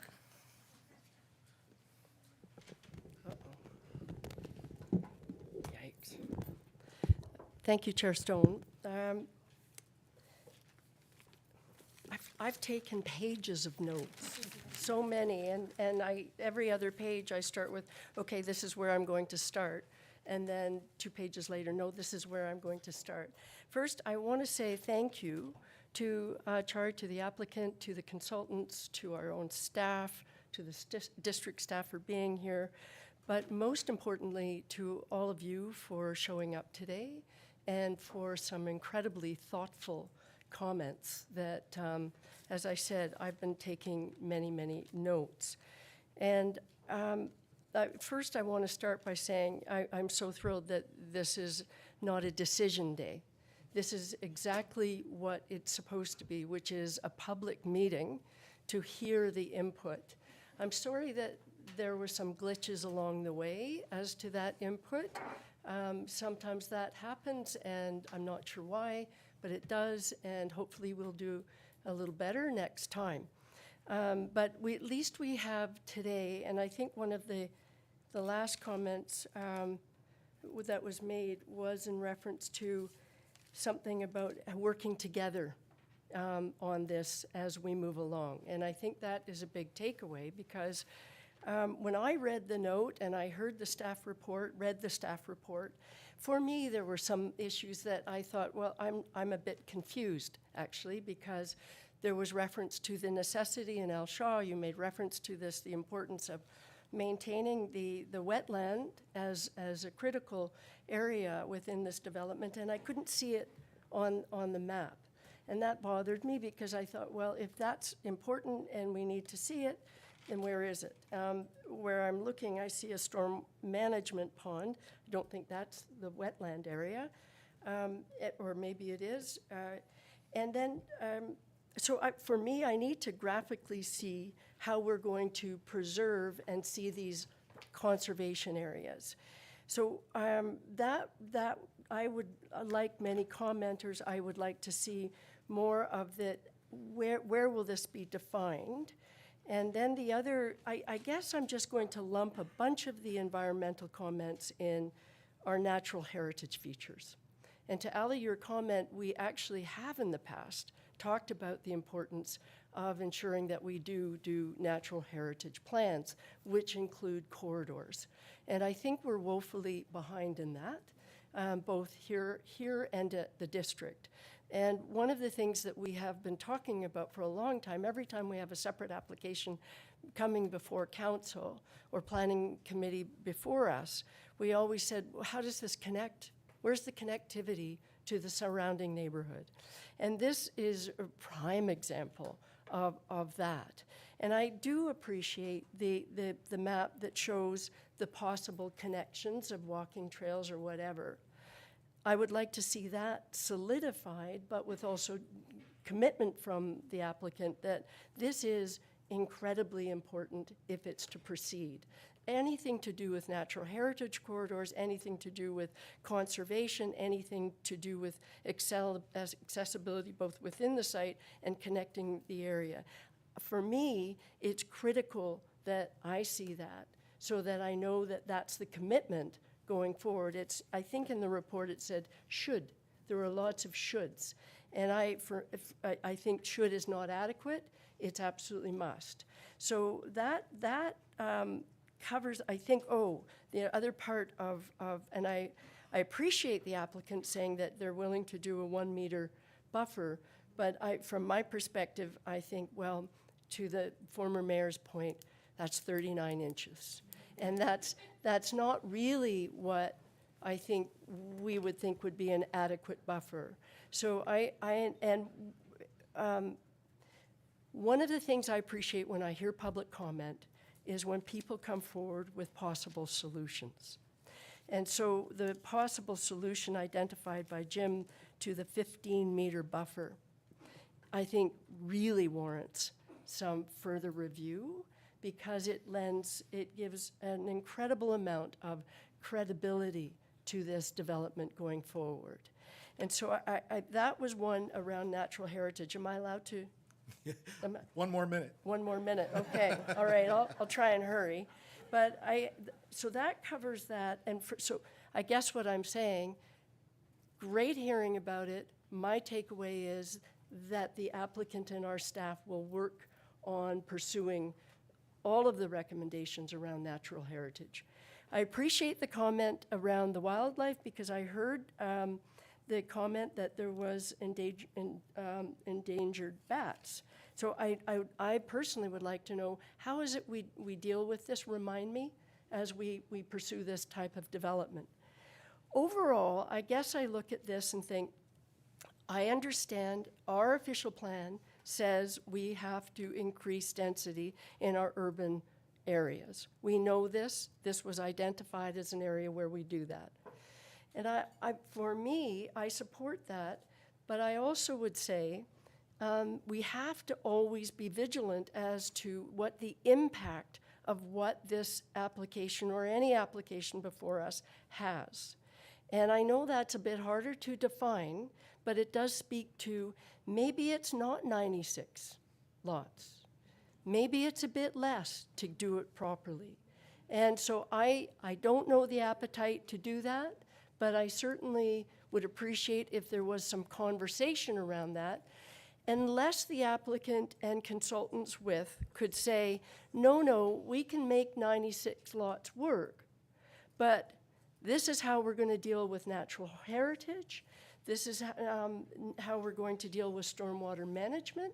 Because I think I heard the comment about we can deal with stormwater management. We know it can be done, but we're going to do that next. And I think when I hear that, I think I need to know that what it looks like before we're in the position of approval. And especially knowing that there have been issues around drainage in this entire area for quite some time. So that's that. And the other that I think that is really important that was mentioned is traffic. And certainly I know that Town Line is used as a thoroughfare. I use it as one of my points to get from one side of town to the other.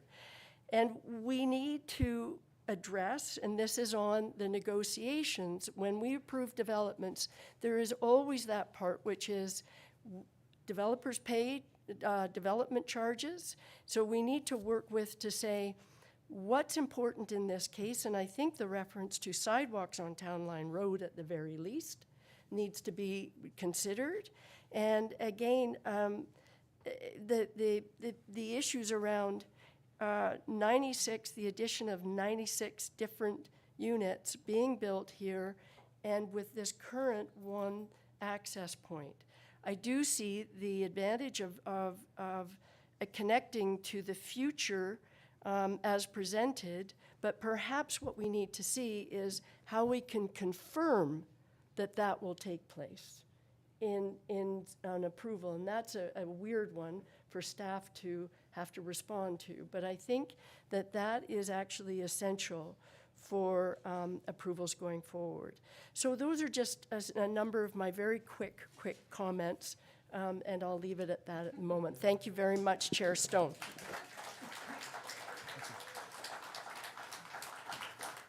I'll go to Councillor Cloutier first. Through you, Chair. Thank you very much. Glad to see everybody here over this topic. Once again, another subdivision comes before us that we seem to be getting a lot of them. Timing-wise, as you know, it seems to be a lot coming at us all at once here. And again, we want to make it right. I see in the, let's see, what is this? Attachment number 2, on the one side of the development, there's a 15-meter buffer built in to the applicant's other land. You see it here, if you see that. He's got a 15-meter buffer. So to me, they already own all that land.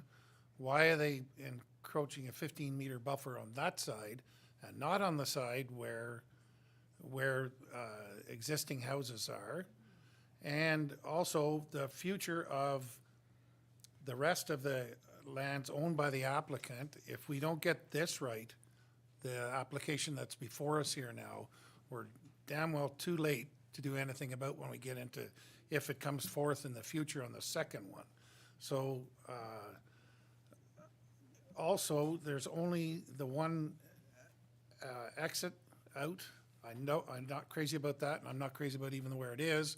Sight lines, it's not a very good area to be coming out, but that happens to be where it is. I mean, there is worse around in our town.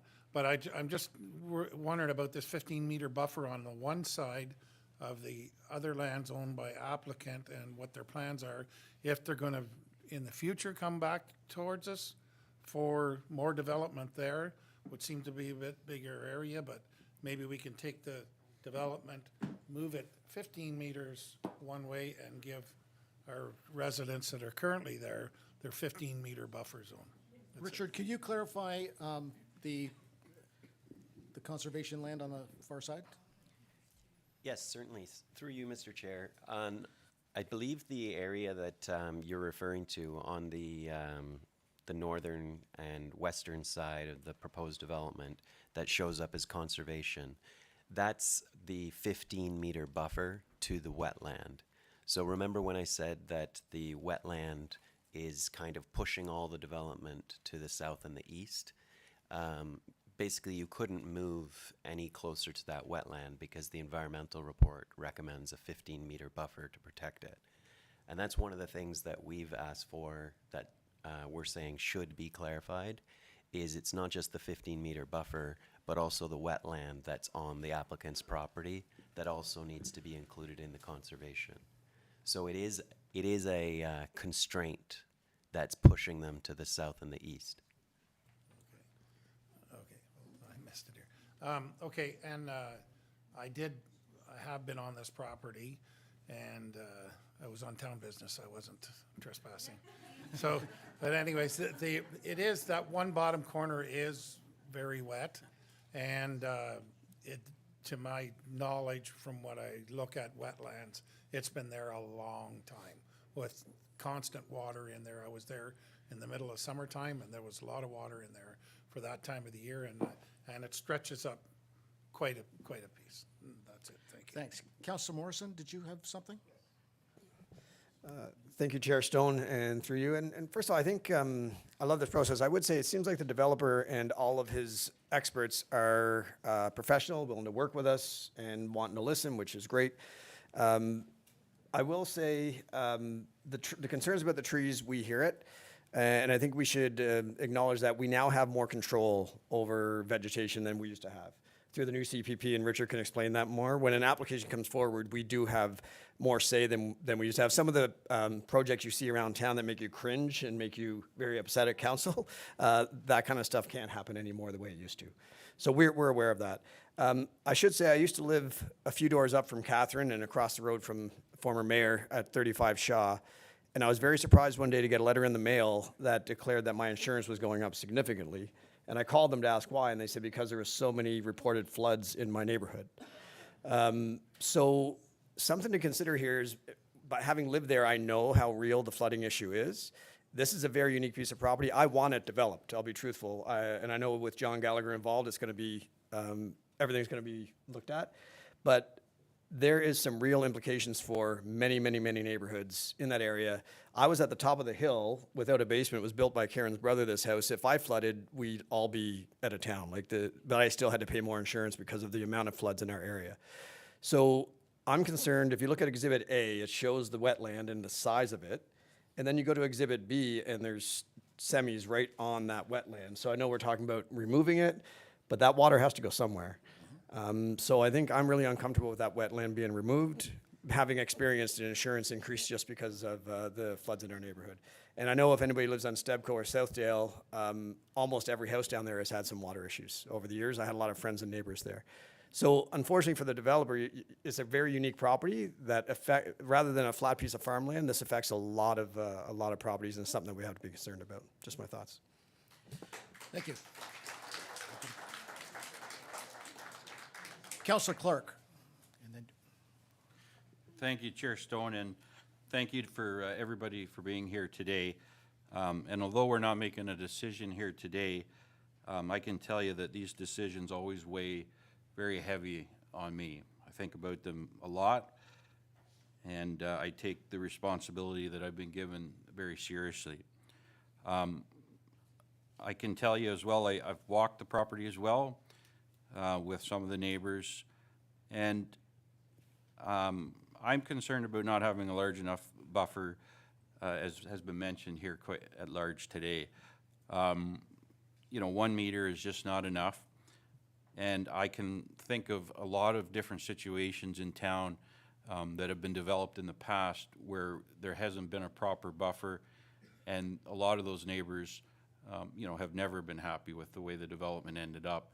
I don't want to see that happen with this development here. As you know, as it's been mentioned, 1 meter is not very much. And I just wanted to say I really appreciated Ms. Terziano's comments. I thought they were very well thought out, and it made a lot of sense. So thank you for your comments.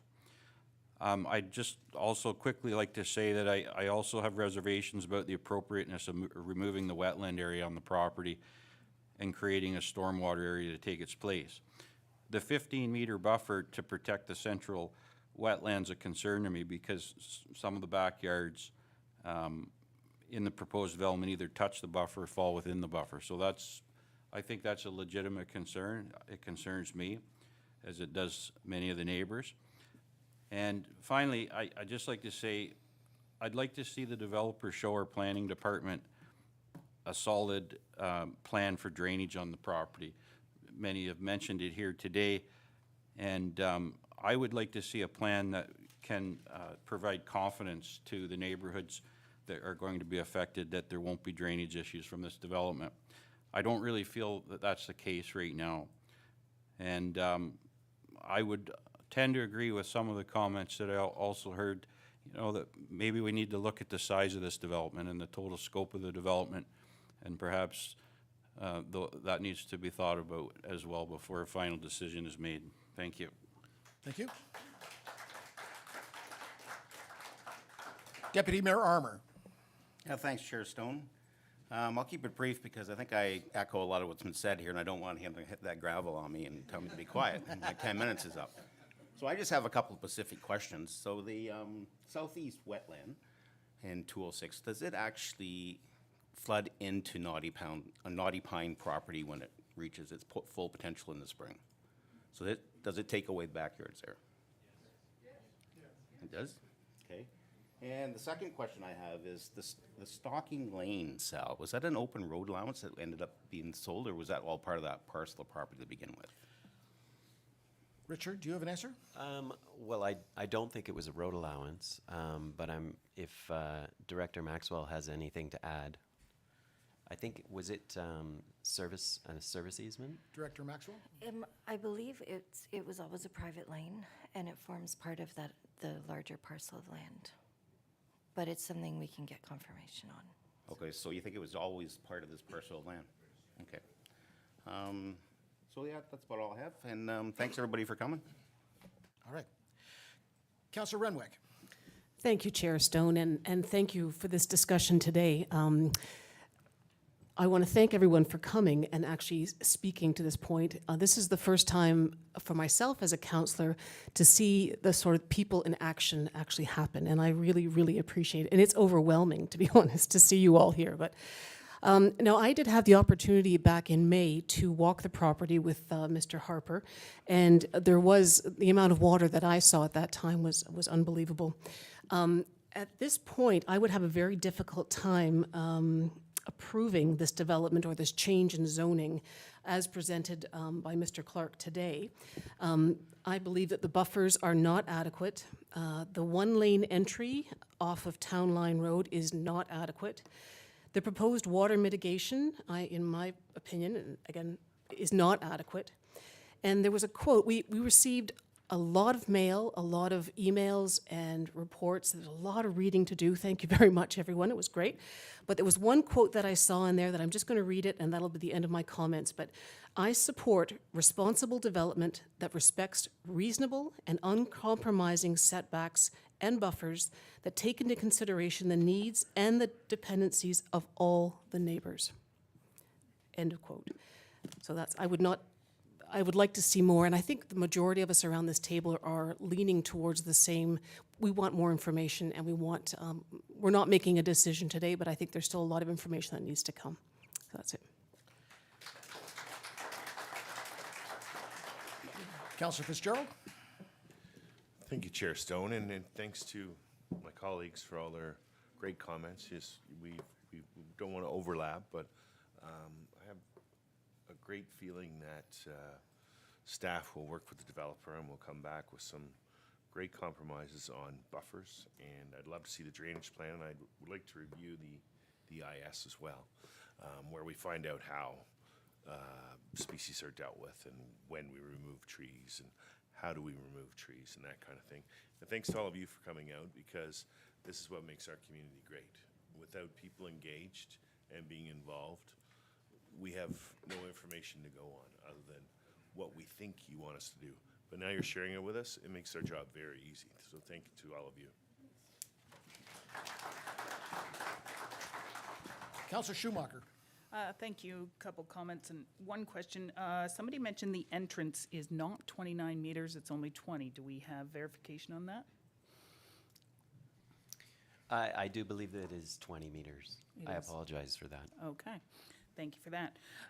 Yeah, so again, a lot of what has been said is the same. Yeah, I'm concerned about that entrance, as Councillor Renwick has said. I'm concerned very much about the stormwater, and as one member from the public mentioned, a hydrological assessment, I think, needs to be done along with that, the stormwater, the plans for drainage. I do like in the environmental, the talks, I did write down the bats, the birds, the amphibians, and the buffering is one of the things that they have suggested needs to be there. So I do agree. We definitely need to have that buffering, I think, on all sides, because as everyone has said, most of us come here for the trees or whatever, moved here. Some of us have stayed here and lived here for 50 years. And I'm also going to tell you, if it was wet 50 years ago, it's going to be wet now, kind of thing, right? I mean, that has been Huntsville. You guys all know where those areas are. And those of you who've lived there, you constantly know that same thing. So we definitely want to see the drainage and that, and those things come through. And I like a lot of the stuff that was put through in the environmental that I think we need to incorporate in there. Timing of tree removal, which I know we have aspects within the CPP, and low impact techniques. I think those are the things that we really should be focusing on when it comes to the environment and working to, as we all want to do. We want to see development, but we want that balance.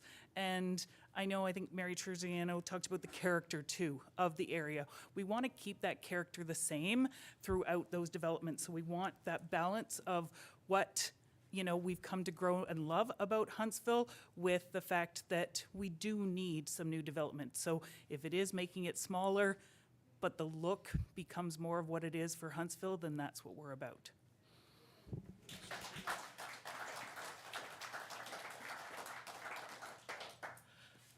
So with that, many of you didn't take the opportunity to speak, but I need to tell you that your presence alone speaks volumes to us. You're passionate about your community, and we're listening. So with that, we're going to take a 10-minute break. Thank you very much.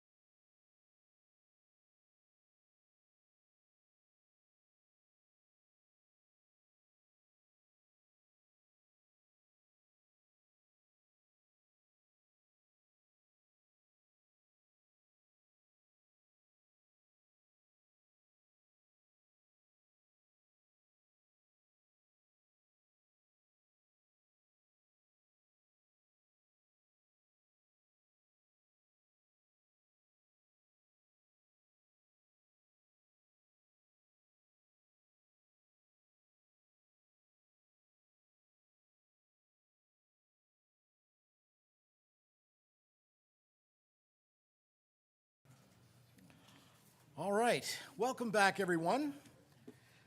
Oh, thinned out a little bit. With that, we're going to go back to the top of our original agenda with OPA number 3. And if Richard Clark can speak to that. Yes, thank you. Through you, Mr. Chair, this matter relates to a town-initiated official plan amendment. I'll be very quick. There's no slides. The purpose of this amendment is to introduce a new notice provision policies into the Huntsville official plan. In particular, the proposed amendment would include minor technical amendments to set out alternative measures for informing and obtaining views from the public relating to certain Planning Act applications. And the proposed official plan amendment is appended to my report as attachment 1. So this is a town-wide official plan amendment. This proposed official plan amendment does not conflict with the notice provisions contained within the District of Muskoka official plan. Furthermore, the district has proposed a concurrent Muskoka official plan amendment to introduce similar notice policies. This official plan amendment was circulated to agencies and advertised via mail and on the town's website. No objections have been received from the District of Muskoka or any of the commenting agencies or the public. 3 members of the public provided there were written comments from the public in response to this official plan amendment. Most of those dealt with the current notice posters on properties, and 1 comment recommended a modification to the originally proposed amendment to replace the last clause, Clause X. Staff had no concerns with the recommended modification and have updated that clause appropriately, and it is the one that's attached to the report as attachment 1. And I'd be happy to answer any questions you have. All right. Well, this is a public meeting, so I'll open the floor to any member of the public that wants to speak to this OPA amendment. Nobody's jumping up. Is anyone electronically would need to raise their electronic hand? Oh, we got somebody. Whew. If somebody does, please give me a wave.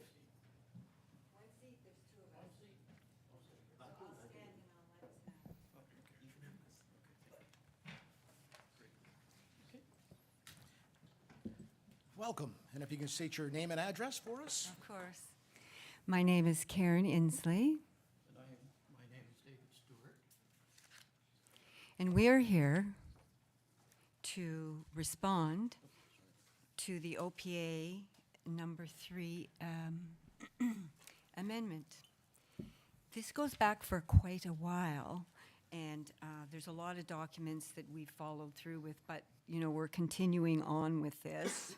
And thank you, Chair, for allowing us to come before as a public consultation, because what we heard earlier in some of the previous deputations of a public meeting were a lot of the same concerns of what we have been dealing with in the subdivision and the subdivision rules. So, could I just bring up a point? We're now talking about the subdivision in Utterson, Ontario, that was put in several years ago.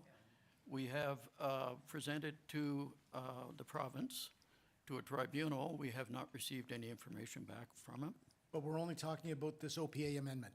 Okay, this OPA amendment, okay, fine. and I'll just- the OPA amendment involves notice, and that is what is concerning us, because during this whole process that we went through and that we heard some of the comments previously during the meeting, that there was difficulties with the notice and people not knowing what was going on. Now, with the minor amendments to the Ontario Act, Planning Act, they weren't consequential to the rules of subdivision. And so the rules of subdivision really take precedence, and that's what we're coming for, because notification is a key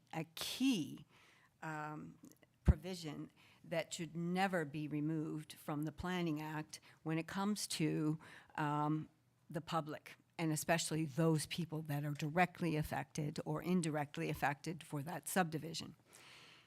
So there's 3 questions that we are going to submit today because in our case, in the specific case that we're talking about, but this goes general because it's a general community planning permit process that you're speaking about here, as well as it will also go to district, and district is responsible for subdivisions, but there is an overlap with the town in enforcement and certain things and provisions of a subdivision that are required. So we're hoping to get some kind of resolve for the community, no matter what community it is. And for us, we have 4 questions. One is, when provincial subdivision rules are broken, what process, recourse, is available to residents when municipal entities, corporations, persons aren't in compliance? That's number 1. These are not expected to be answered right away, but we're submitting them.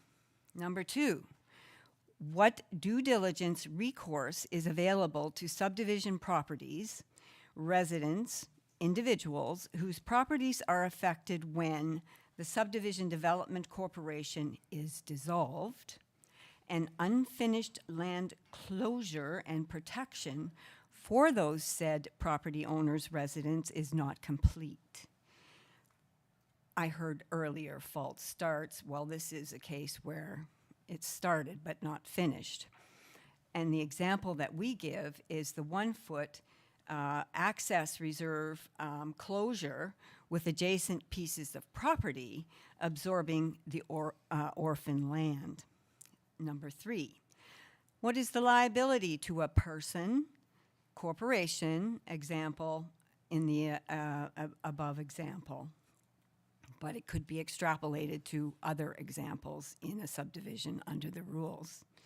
Number 4 is, what is the proper legal, common law, general and specific process, notification for any proposed land development to affected properties in an individual property? What is it currently?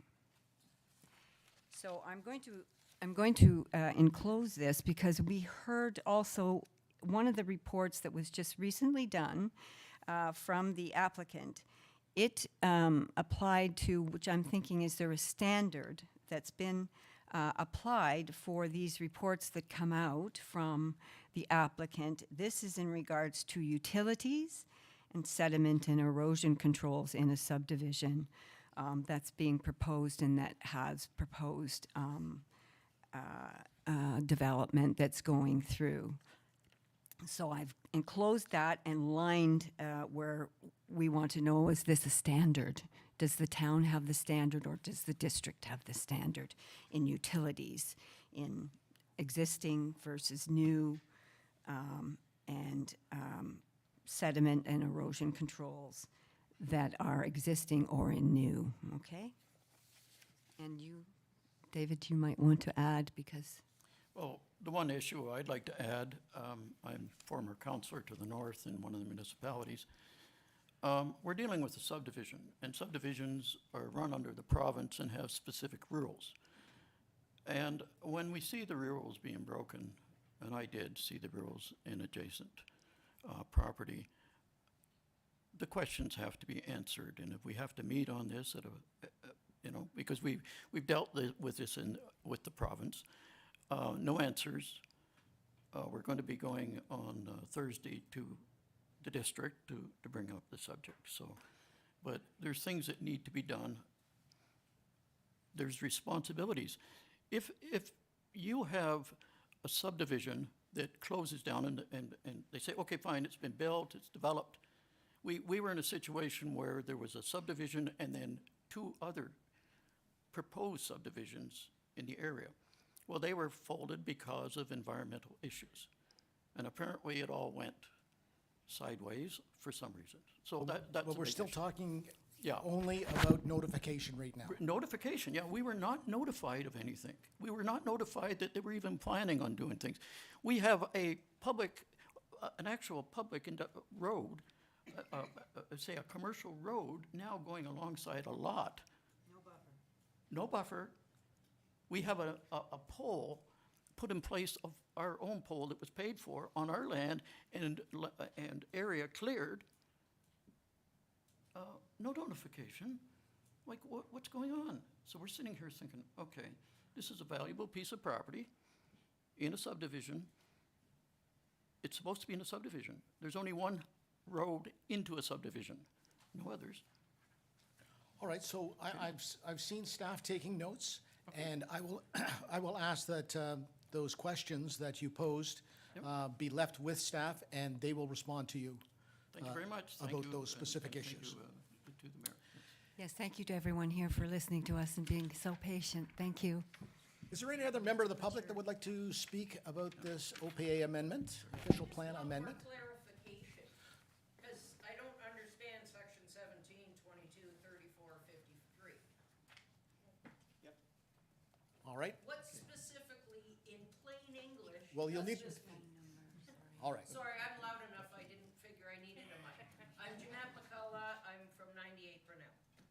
Okay, I'm going to have staff explain a little bit more clearly.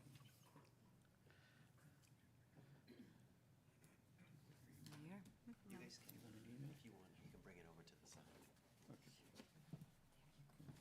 Here, sir. I'll get out of your way.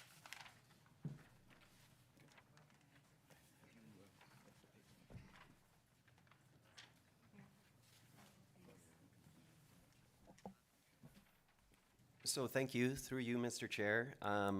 This is an official plan amendment to deal with the way we can do notice in the town of Huntsville relating to all planning matters and all planning applications. So it is important to note that we do not, in the town of Huntsville, administer condominium applications or subdivision applications. Those are administered and coordinated by the District of Muskoka. So what we're talking about here is, just in a nutshell, because of the Metroland announcement that there would be no print newspapers provided to the town of Huntsville, we were left in a bit of a bind because we provide notice on townwide planning applications through the newspaper. And the Planning Act is very specific. It says when you're doing these Planning Act applications, it's through a print newspaper or it's through mailing direct to landowners and posters on properties. So the fact that there's no print newspaper would mean that if we're ever doing a planning change that affects the entire town, we would have to send out a mail out to every residence in the town of Huntsville, and it would be extremely cost prohibitive to do that. So the change that we're proposing is the Planning Act allows municipalities to have alternate notice provisions if it's in their official plan. So what we're simply doing is adding alternate methods into our official plan so that we can still undertake proper notice provisions for those townwide applications. The sections that are referred to, they deal with different types of applications. So a section 17 is official plan amendment type application, and I think also a section 22. A section 34 is a zoning or a community planning permit bylaw amendment application, and 53 relates to consent applications. So really, we're just saying for those types of applications or planning matters, we want a broader set of tools to use, and this official plan amendment gives us those tools. And then you guys will have to approve a policy afterwards that says for these types of applications, we want to do mail outs, or we want to post in an online newspaper, or we want to use our town website. But you guys will have an opportunity with this broader list to then tell us how you want to proceed. Wonderful. Thank you for that. Any more comments from the public? Please come down.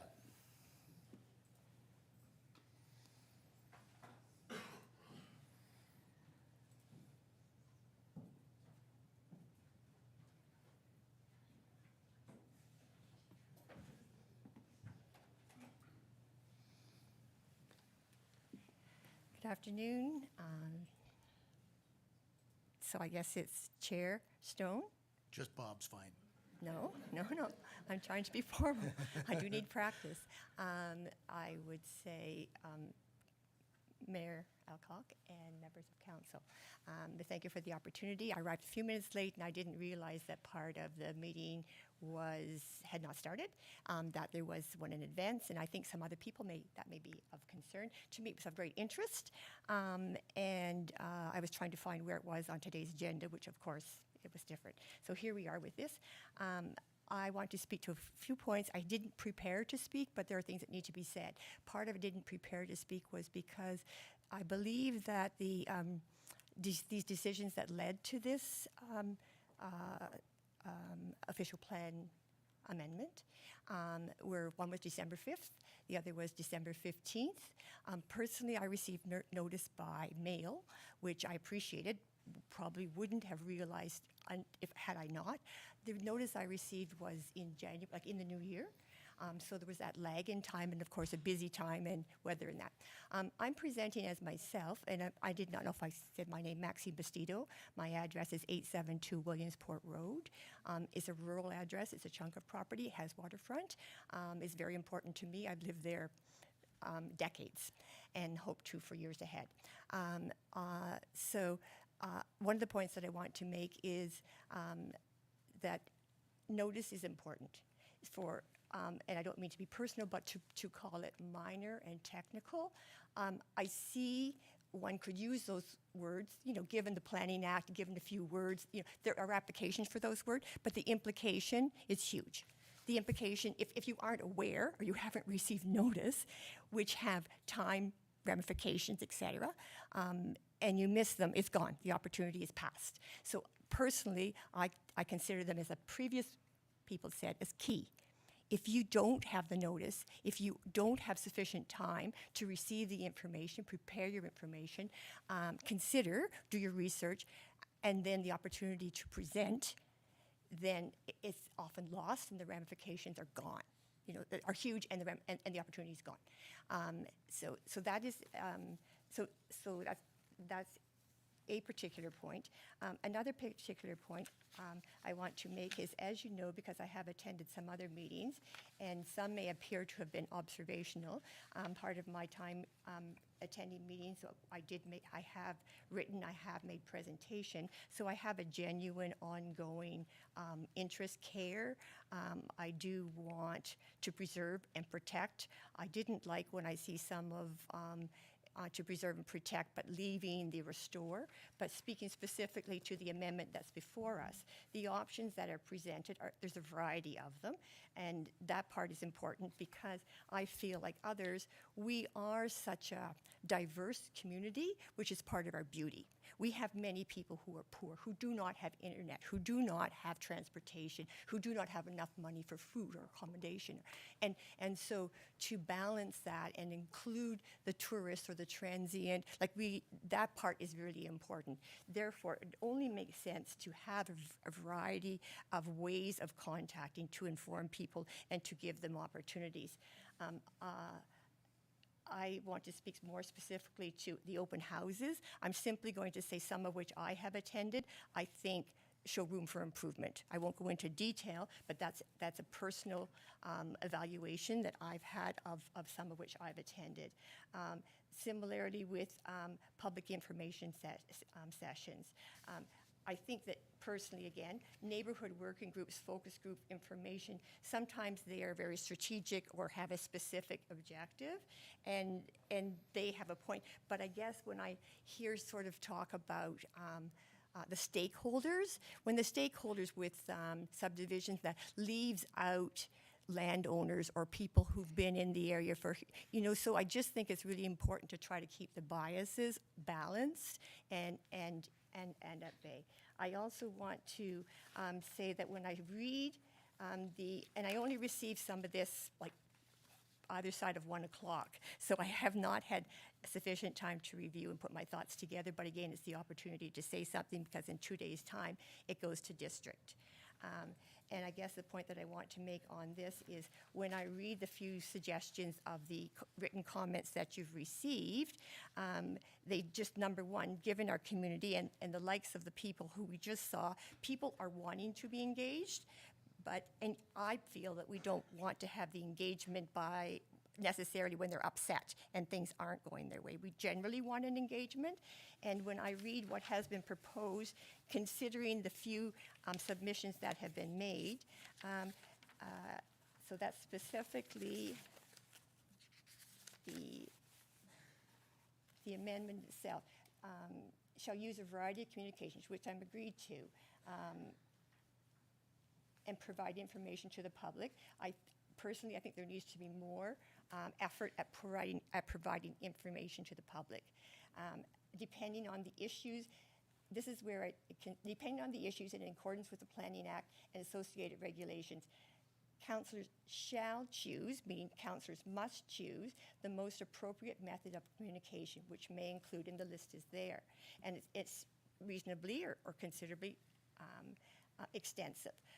But it concerns me that the language shall, meaning must, but then goes to the most appropriate, which is very discretionary. So what I say is, who decides whether it is, like whether I would have got a notice, or whether it's just an email, or whether it's just, so even though this is there, and within the guidelines of the Planning Act, the sections that have been already noted, it's the fact that even though it is must choose, it's the most appropriate method. And so councillors shall choose the most appropriate, which is permissive language. So they must choose, but they may include any or all. So may include and any or all concern me, because how is it decided? Who is deciding? And it's just like vague and very open, and like next time around I may or may not get notice or receive notice or find or be in the right spot. And final point, because I respect time, and thank you for all, including people previously like who are here and spending their time in all of our best interests, and that it has to do with, as we are aware, and it is a lot, that the 17 newspapers are no longer functioning, and each of these can have its own bias, et cetera, but it is a form of communication and broadly available. So I understand that part. My concern, the last one I want to make, is that was in September, I believe, that those newspapers, there have been a few months since then where we haven't had an amendment or a change. Decisions have been made within that time, and some substantial decisions, and you've worked hard, I'm sure, but who looks at what has happened in between, and if proper notice was given or missed, or the lag, and how? So great that it's being dealt with, and it seems to be being dealt with expeditiously at this stage. But for me personally, it's like in a sense late, and for me in a sense it's also too fast at the same time, if you follow what I'm saying, because it happened in September. I personally received notice in January, and here I am just today gathering information, and 2 days from now it's before district. And I have not been to a district meeting, and I won't go into, but I may be there Tuesday. Thank you very much. Have a good afternoon. All right, thank you.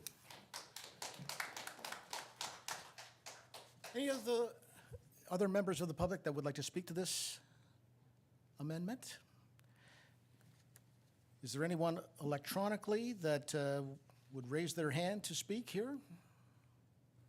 Chair Stone, I see no hands raised. Okay. All right. Council members, any comments or questions? Councillor Fitzgerald. Thank you, Chair Stone, and thanks, Mr. Vestito, for your comments. It posed a great dilemma for us how we proceed, and we have provincial guidelines we have to follow. I like the mediums we have, and are we going to reach everyone in our community through these mediums? Possibly not. There's been some great suggestions around the table, and I'd like to add a few more. That the signs we do put on properties for planning notices are larger. There was some input from community members that suggested the same thing. And I think we should have a small board in each one of our town properties that lists them as well, where people are sometimes in those facilities and they have the opportunity to see them. The more aware our people are, the more we benefit from the people in our community. So that's all I have to add. Thanks for that. Anyone else on council have comments? I'm seeing none, but I'll read the motion. Moved by Councillor Morrison, seconded by Deputy Mayor Armour. Be it resolved that amendment number 3 to the Huntsville official plan, as outlined in attachment number 1 to report DEV 2024-2, be adopted and forwarded to the District of Muskoka for approval. And further, that the District Municipality of Muskoka be advised that the town has no objections to Muskoka official plan amendment number 58. Any comments or questions? All in favor? And that carries. All right. Thank you, Richard. The next item is 411 Burnell Road, and I believe Kelsey is going to speak to that.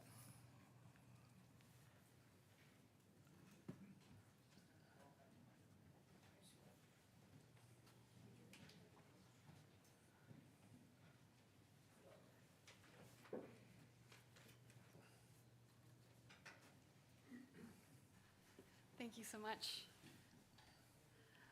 Through you, Mr. Chair, thank you. The subject property is located at 411 Burnell Road. The property is within the rural designation of the official plan and is within the rural precinct with natural constraint to overlay. Here's just an aerial view of the property. The applicant is proposing to develop a rural estate subdivision consisting of 10 lots accessed by a common element condominium road extending from Burnell Road. The proposed lots will be a minimum of 4,000 square meters in area with 30 meters of frontage on the proposed private condominium road. Official plan policies designate the subject lands as rural, as noted, which only permits estate residential development in accordance with the policies contained within Section 8.8 of the official plan, and provided an official plan amendment is needed and necessary to be approved. Further policies within 8.86 of the plan prescribe that estate residential lots must be 1 hectare in area with 60 meters of road frontage. Therefore, an amendment is also required to address the reduced lot areas and frontage proposed, in addition to other non-compliances with Section 8.8. Technical studies have been completed in support of the application, which were summarized in the report and posted on our website. Please note that the assessments would need to be peer reviewed should the proposal be viewed favorably. Looking at the planning justification report, it provided analysis on the fiscal impact assessment and sustainability review, which is required to demonstrate long-term environmental, social, and fiscal sustainability. In the sustainability review, it suggested that the proximity to town allows residents the opportunity to bike and walk to nearby amenities. However, there is no surrounding infrastructure for active or public transportation that would mitigate automotive use to this location. The official plan also speaks to promoting compact development patterns and built form into Huntsville's urban settlement area and community settlement areas as a pillar of climate change mitigation, as urban sprawl leads to inefficient use of land and energy. From the fiscal impact assessment, it was noted that there would be no long-term fiscal impact to the municipality. However, staff have concerned that the potential increased density in this location, in consideration of the budding rural residential uses and the proximity of development to the municipality's boundary, that there could be potential issues.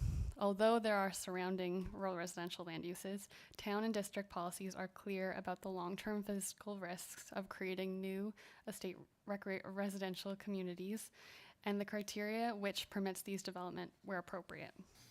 The fiscal impact assessment states that the potential fiscal risk of gaining development charges, taxes, etc. However, it does not quantify the potential cost should there be failure to site servicing.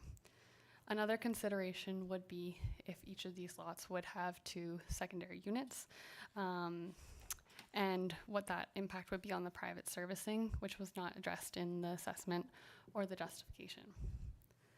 Policies in 8.8 of the official plan provide several other criteria for rural estate development.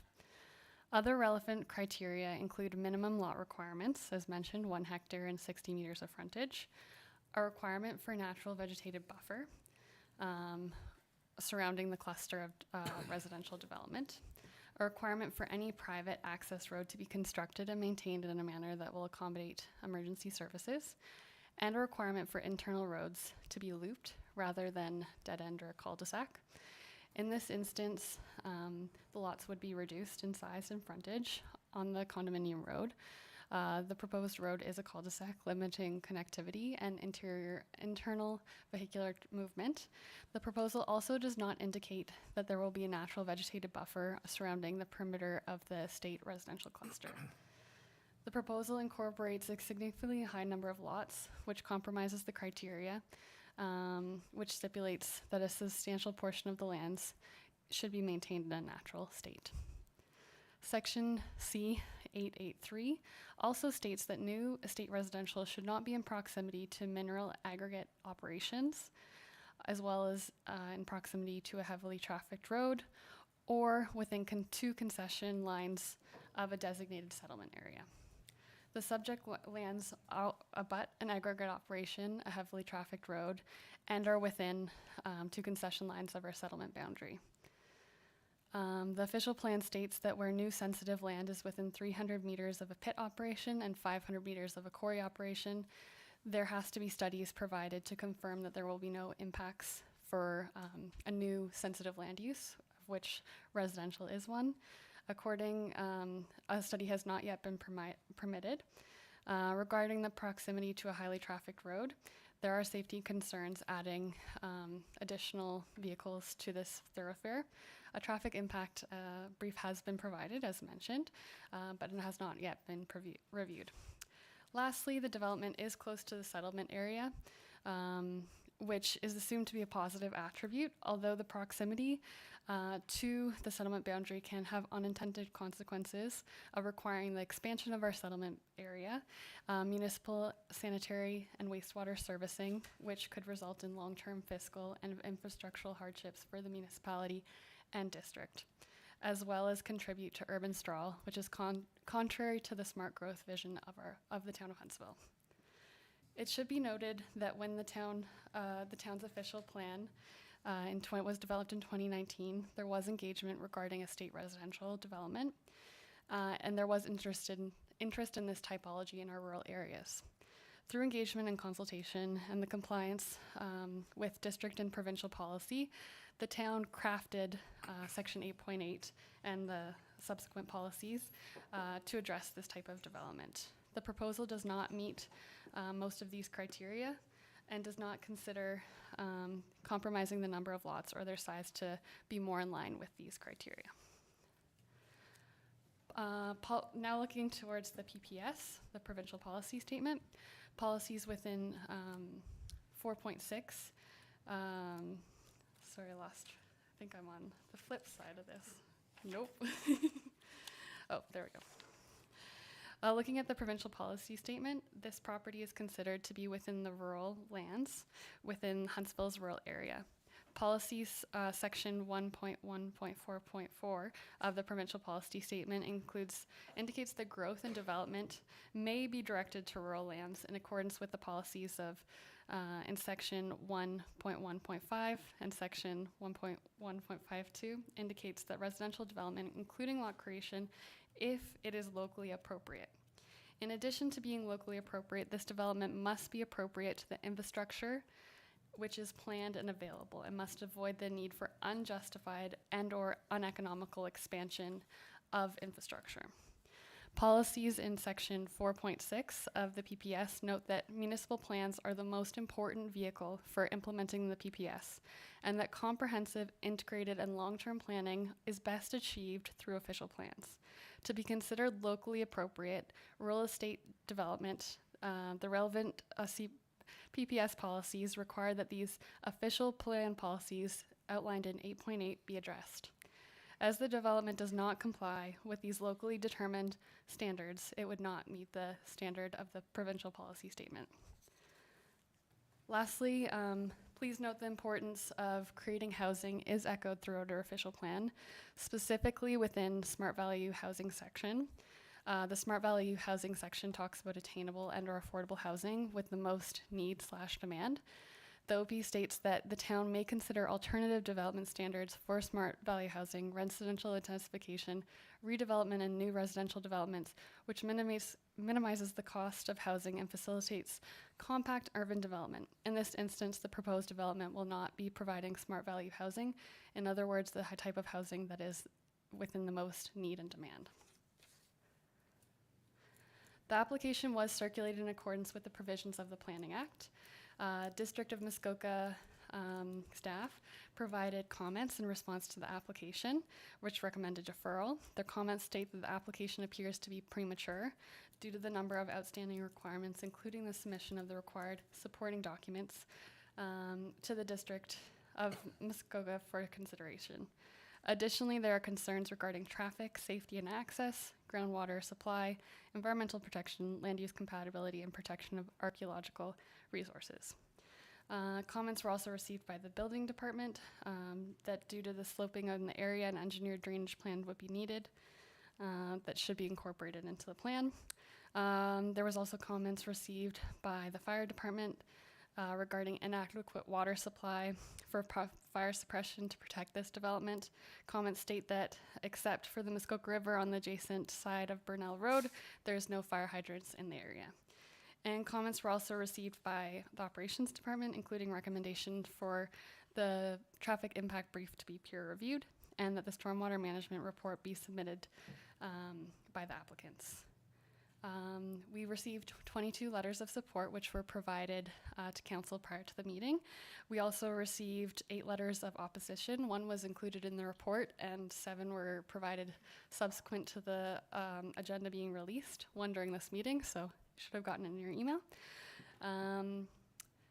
So that's the consultation portion. However, based on the information provided to date, it's staff's initial review, it's staff's opinion, in staff's review, it's staff's opinion that this application does not meet the intention of the town's official plan to permit a state residential development within the rural designation and is not consistent with the PPS.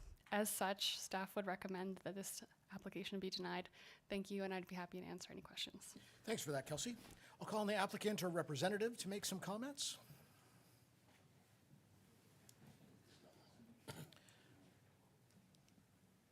Just pulling up the presentation here.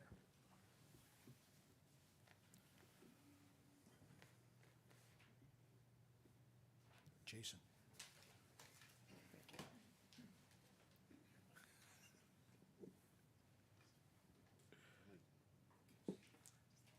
Yep, that works.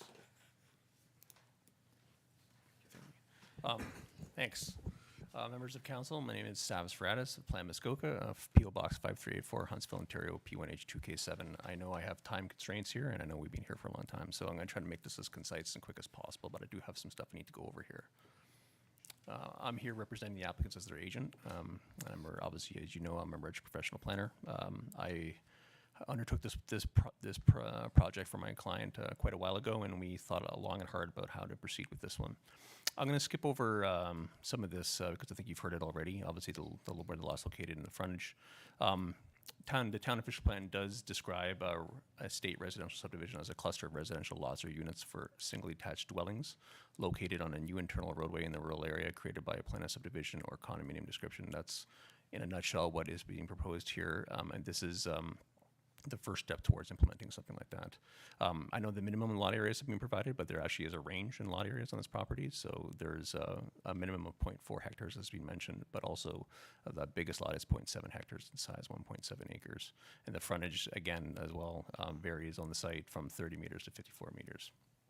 And the access, as has been mentioned, will be via a private common element roadway. You've seen this plan already, but this is basically, I want to make it clear that this is a conceptual plan. The application here in front of council today is not to approve this specific plan. It's basically shown to demonstrate how the maximum 10 units lot could be developed on this property. The property is fairly unique in shape and size, and you can see that it has limited frontage on Brunel Road and North Mary Lake Road, and getting a double-loaded roadway through here wouldn't work very well, and, you know, anything other than having this roadway come in and tight to the property line and having a single linear strip sort of development is really the only way that you could probably ever develop this property. So the approach, I think this is somewhat important for council to understand, because when we normally pre-consult on these types of applications, we're sort of told to submit the official plan amendment, which is required by the town's official plan and the district's official plan, and the plan of subdivision at the same time. When you do that, you obviously open yourself to requiring a lot of technical studies that a plan of subdivision application would normally require. What we did was we decided to sort of phase this approach and have the OPA first, and scope the studies that we felt were most important to establishing just basically simply a land use on the property. And that OPA would be worded in such a way that it would require a plan of subdivision to come forward for this division of the land, and that to be accompanied by more technical studies. And those technical studies, as normally submitted to the district, would be peer reviewed. So what we're looking for is basically a way to establish a land use on the property, or at least a permission to proceed with the plan of subdivision without incurring the costs of a lot of technical studies that would be, you know, something that would be more related to the subdivision of the land as well. So that's basically what's being provided to staff for consideration and council for consideration here today. The OPA basically would include things like the establishing the permitted use, a maximum lot density for the development of 10 lots. We're just making it clear that that's a maximum. The established the lot areas and frontage requirements of the property, established development standards, so we could establish vegetative buffers, like has been mentioned, that we have not. That was included in the list of things that would be implemented by the OPA. It could be limiting how much tree clearing could be on each property to establish a more natural feel on the property. So there is the ability and flexibility for us to basically write exactly how we want this development to proceed when the application for subdivision would be made. And of course, technical studies that would be included as well. And then phase 2, should this OPA be approved, would be an application to the planning department of the District of Muskoka for a plan of subdivision, and all those technical studies listed in the OPA would have to be provided to them at that point in time. In terms of studies that have been provided to date, there's an EIS, a traffic impact brief, a groundwater supply evaluation, and a plan justification report prepared by me. In terms of traffic findings, they scoped it. We scoped it in such a way that there was a strong concern in terms of the entrance of the property coming off of Brunel Road and whether or not its proximity to North Mary Lake Road's entrance or intersection would cause a concern. The traffic engineer went on site, took measurements, took traffic counts, and came up with, in their brief, basically the findings that, first of all, the proposed 10 lots would generate a very low amount of traffic. We're not talking like 50, 60 lots, that type of traffic that would be coming off this property. With that in mind, and with the spatial separation distance between the intersection that's existing in North Mary Lake Road and this, they believe that the entrance to the property would be considered safe and appropriate for the amount of traffic that's being generated. The groundwater supply evaluation, basically it's like a sort of a preliminary hydro-G.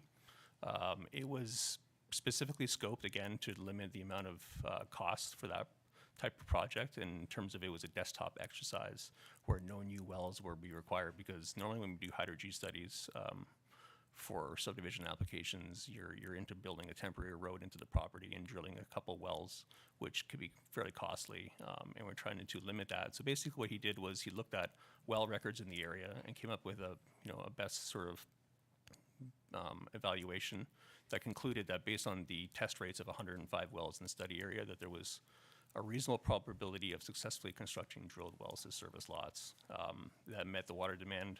And he described it as small in quantity for 10 lots, and that there's very little risk to the surrounding users from a water supply perspective. The EIS is a full EIS. It was not scoped down at all. So it looked at the property as a whole and did a habitat-based approach, reviewed all sensitive natural features. The only feature identified on the property was a valley land and a watercourse that was confirmed to be fish habitat. 50-meter buffer has been applied to the valley lands, and tree cutting timelines have also been applied to protect habitat. Just so you can understand, that's the watercourse right there. And this would be the valley land buffer that would be protected on the property. Other than that, there was no other sensitive natural features found on the subject lands. So I know there's been some mention about the PPS. I want to make it clear that the official plan for Muskoka and the town of Huntsville was written when the 2014 PPS was in effect. That permitted limited residential in the rural areas, and that sort of provided a stronger emphasis in limiting how much residential we would have in our rural areas and focusing it more on the urban settlement boundaries. Shortly after the adoption and approval of those plans, the 2020 PPS came out that changed that to locally appropriate residential, which is what we're dealing with here today. But I just want to make it clear that obviously that started opening up some interpretation for local municipalities to decide what they felt was appropriate for their rural areas based on current conditions and housing requirements and housing demands.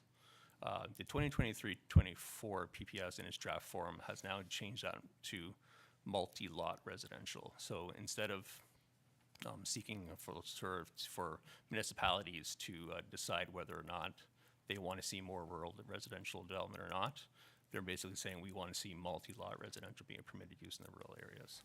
So this is in my opinion, just to leverage more housing into the rural area.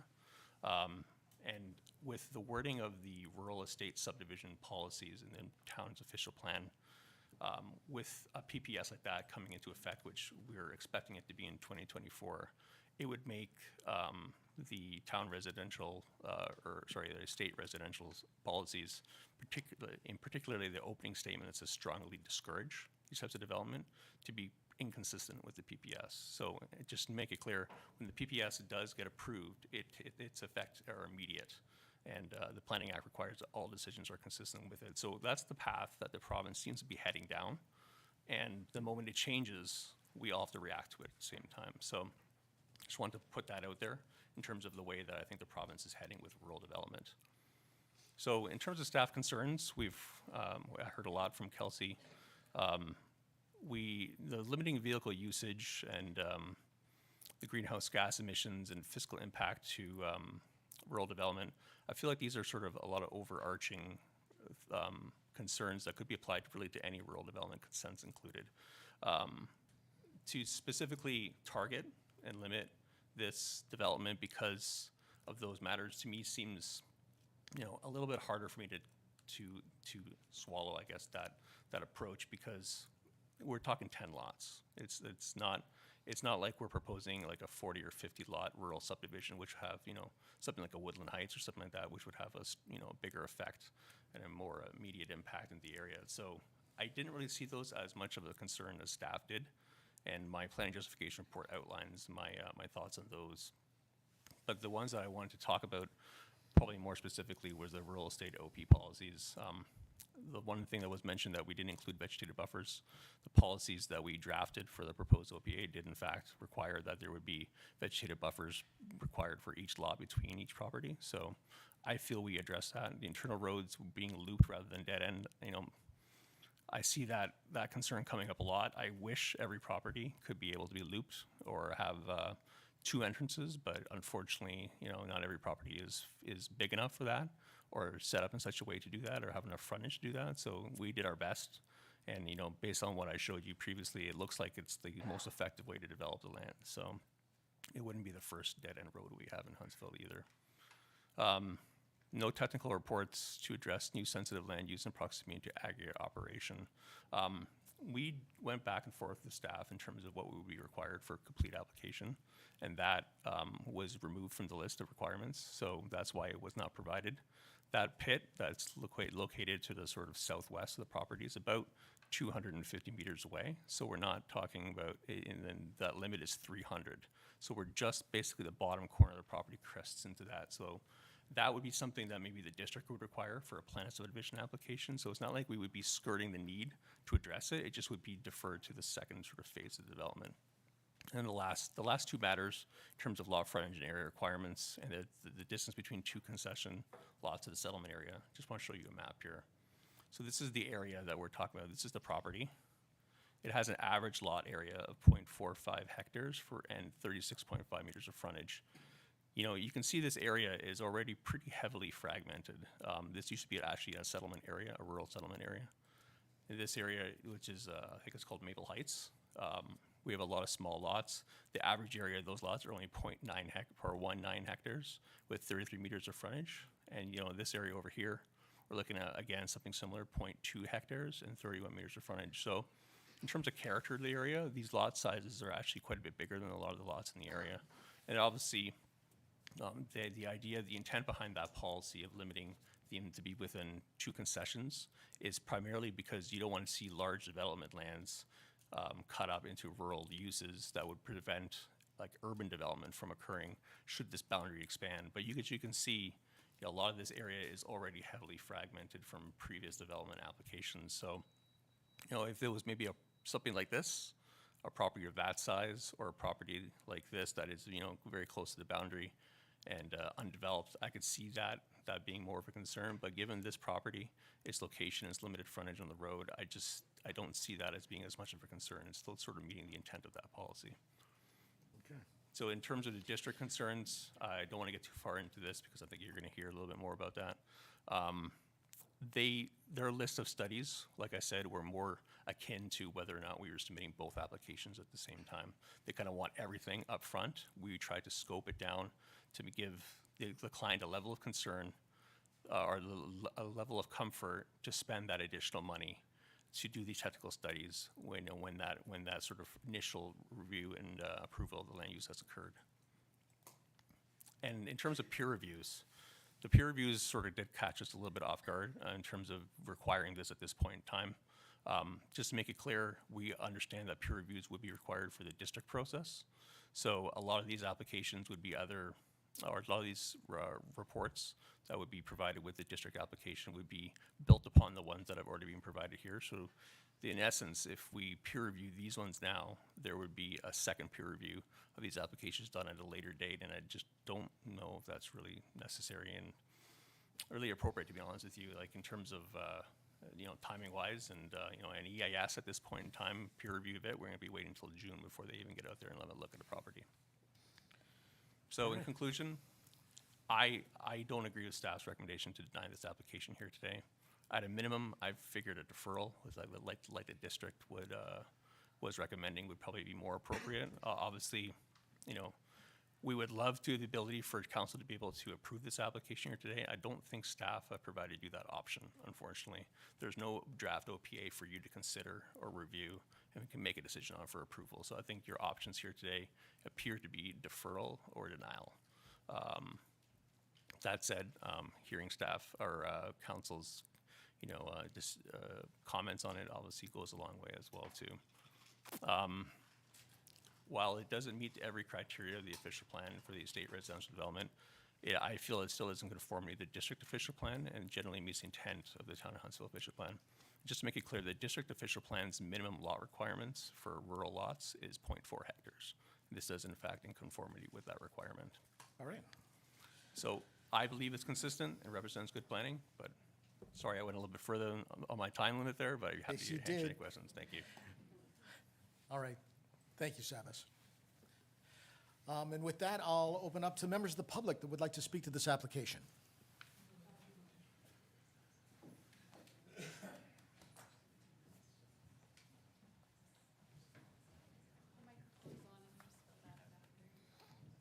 Oh, okay.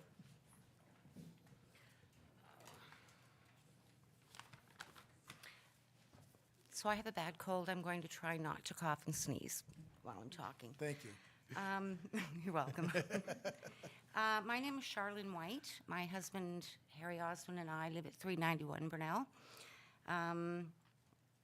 The proposed subdivision is going to back onto be adjacent to our property, where we will really be impacted by this development. First of all, I wanted to say that, okay, so we submitted the letter last night. So we wrote a letter and submitted it, so you should have received it in your package. So I don't want to go through that. But I did want to say to the applicant's agent that I kind of felt like he was minimizing or dismissing sections of Planning Act or concerns that we might have. He made comments like issues he doesn't see as a big deal, or it wasn't necessary or appropriate to address something. We think that it's a big deal.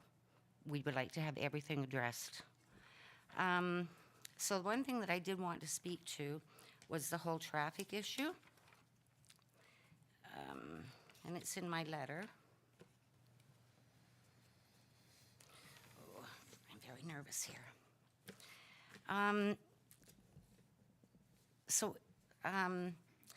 A big concern that we have is the impact on traffic movement that will be created by the addition of the development's access road off of Brunel Road. The Brunel Road and North Mary Lake Road intersection can be challenging as it is. Visibility exiting North Mary Lake onto Brunel Road is somewhat restricted due to the angle that the roads meet and the trees blocking north and south sidelines. Turning what is currently the 411 Brunel Road driveway into a two-lane road at the already congested and difficult intersection will only make it worse. The potential for accidents, especially during peak hours, is highly likely because drivers will have to then watch for traffic on 3 two-lane roads at an already tricky intersection. School buses, garbage collection trucks, heavy equipment trucks, etc., all use Brunel Road. In the summer, cottagers, tourists, and people launching boats at the public dock create traffic jams. There's a school bus stop in front of our house on Brunel Road, on the same side of Brunel Road as the access road would be, approximately 60 meters north of the proposed two-lane access road. It can be difficult to enter onto Brunel Road with the addition of another road will make it much more difficult, especially during peak hours. Vehicles don't travel on this section of Brunel Road at the posted speed of 50 kilometers. They just don't do it. Even 60 kilometers an hour is probably low. We see many vehicles speeding by at considerably higher speeds and even passing other vehicles. Imagine the potential for accidents when vehicles enter Brunel Road from the development's road and don't see a speeding vehicle because of the angle in the sight line. It just doesn't make sense to add a two-lane road to an already awkward intersection.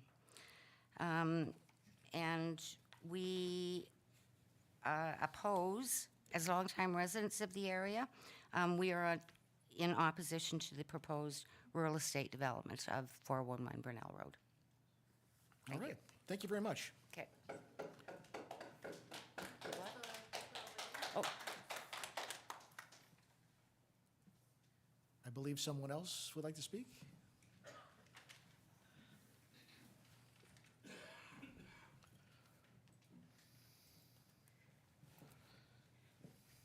Hi, excuse me. Hi, I'm Laura Coswan. I live at 447 North Mary Lake Road.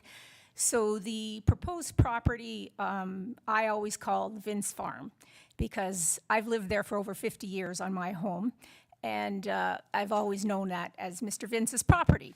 Mr. Vince often sat in his driveway trying to get out onto North Mary Lake Road and subsequently onto Brunel Road for lots of time, because that is a very, very difficult intersection. And I know Dan has driven it many times because he lived down the road.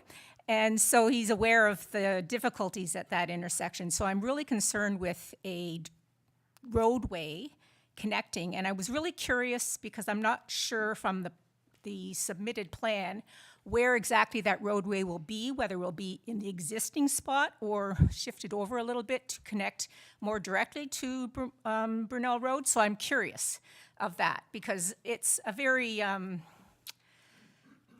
unspecific plan that I was looking at.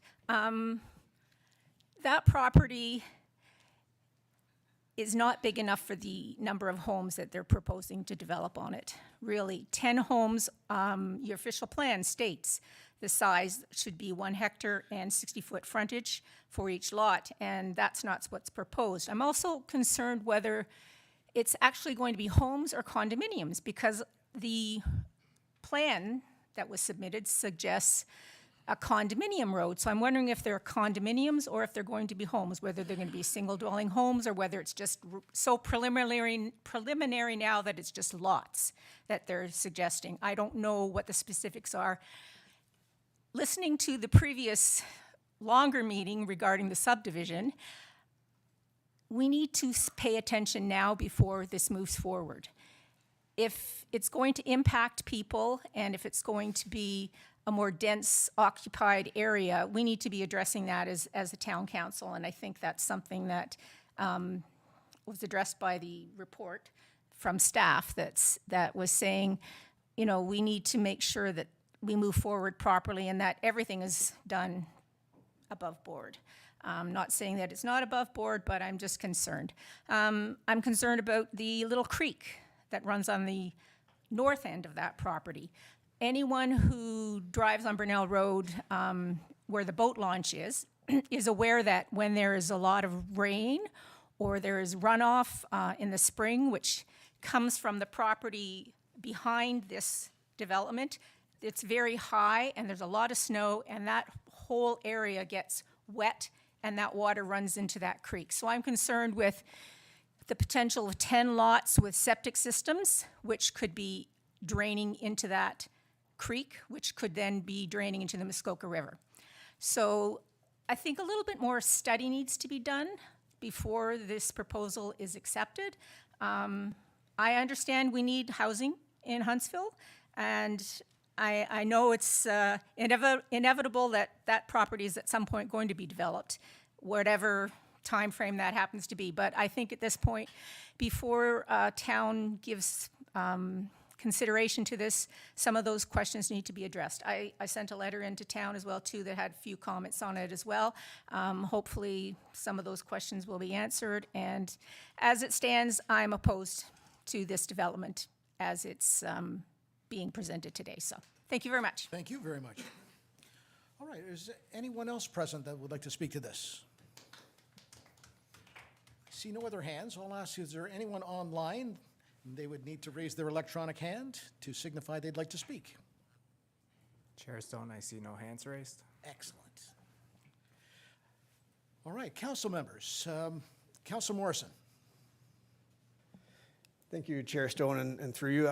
I share similar concerns to the earlier development about drainage and effect on neighbors and everything else. But the one thing with this one is, to Savis's point, the times have changed since the OP was done in 2014. PPSs are changing. I am a fan of rural development if it's done responsibly. If you think there's land owned right in behind that abuts Maple Heights, we're growing. We're talking about numbers of 40,000 people and not that long of a time out. We don't have enough land downtown to keep growing. You know, so at some point we have to look at these rural lots. Right now we're looking at 10 lots on this land. Down the road, maybe 15, 20 years from now, you might be looking at an extension to Maple Heights and having 20 lots on this road or 30 lots on this road. That's kind of the direction this town is going, fortunately or unfortunately. I'm not saying I like it. I'm just saying that's just the reality of it all. I tend to trust the experts, just like the last development. If you can show me that the EIS has been done, and it's been done in full scope, and if you can show me that the traffic study has been done, I understand our staff is kind of handcuffed because they're dealing with current OPs and current PPSs, right? So I understand why Kelsey would recommend denial, but we have to look at where the town's going, where the PPS is going, where the OPs are going, and read the tea leaves a little bit, while being sensitive to the very valid concerns that have been brought up by the neighbors. I can support it simply because it's 10 lots in an area that at some point is going to have many more. And I believe it being on, just selfishly from going through the budget recently, being that it's on a condominium road, which just means the road is owned by the people that own the lots. It's not a road that we have to plow, sand, put sidewalks in and everything else. So it's something that I can get behind, but I wonder what the process could be. Can we tell the applicant, if you do X, Y, and Z, then we can see getting you to a path? Because right now it seems like we have a bit of cart before the horse just because of the process. So that's where I'm at. Thank you. Deputy Mayor Armour. Thanks, Chair Stone. I was going to say the same thing. It seems like the cart before the horse here. My concern is that if we go through this approval today and we change it from denial to approval, what happens if you don't get the approval to enter Burnell Road from the district? where's the traffic gonna go? Because there is that possibility that they don't give you that access, and now you're gonna have to change and go into North Mary Lake Road, which I would imagine. So you'd be back here again. So I think we need more information, and I think you're right. I think deferring this and getting more information might be the way to go with this. Councillor Cloutier. Through you, Chair. Yes, I had same concerns about the traffic, the intersection, just the way it's designed. I know the applicant didn't design the road that way, but that's the way it is. I said from day one that was gonna be a problem there. Even bringing it out onto Burnell Road, you can't have a three-way intersection with one coming in on an angle, and I don't have the answer for that. And I'm just wondering, is the condominium roads the same guidelines as a district road when they enter a district road? Or are they just basically a bigger driveway? I don't know. So that's a question I'd like answered. And also, I'm worried about the water table. Even though there's already lots of drilled wells there, I'd like to see the water study done to make sure that the water is there, that will, we don't want to start draining wells from people that are down below. But I'd like to see the water study done and not going ahead any further, before we just dump the bucket here. Did you want to speak to any of that, Kelsey? Yeah, for sure. Thank you, Mr. Chair. Through you, a condominium road is generally of a lower standard than a municipally maintained road. The exact specs I can't recall at this moment, but I know that's typically the difference, and then it's maintained by the owner. And then through a vacant land condo, there's a condo corp established to maintain the road. And I just wanted to speak to the environmental study and the traffic study. That's one of the reasons why we wanted those things peer reviewed, is to ensure that those studies we adequately know that the entrance is appropriate, or if there's any mitigation measures that are needed. And also speaking to the comment of the member of the public about the drainage feature that's to the south end of the property, that was noted as a drainage feature that wasn't an issue. However, if it was peer reviewed, we would have further clarification that is as such. Also, I wanted to speak briefly to the PPS. We do allow for multi-lot development in the rural area through the state residential provisions, and that's why we have those criteria outlined. So it's not that we don't allow it outright. There is examples of where it's appropriate, and that's why that criteria is in the official plan. So it's not completely prohibited, but that's why we have section 8.8 to speak to that. Thank you. Thank you for that. Councillor Clark. Thank you, Chair Stone. I wouldn't be opposed to the development, but I would agree with Deputy Mayor Armour. I think that the best choice here would be to defer it for now, to allow the district to weigh in and allow the applicant to finish some of the requirements that the district would like them to see.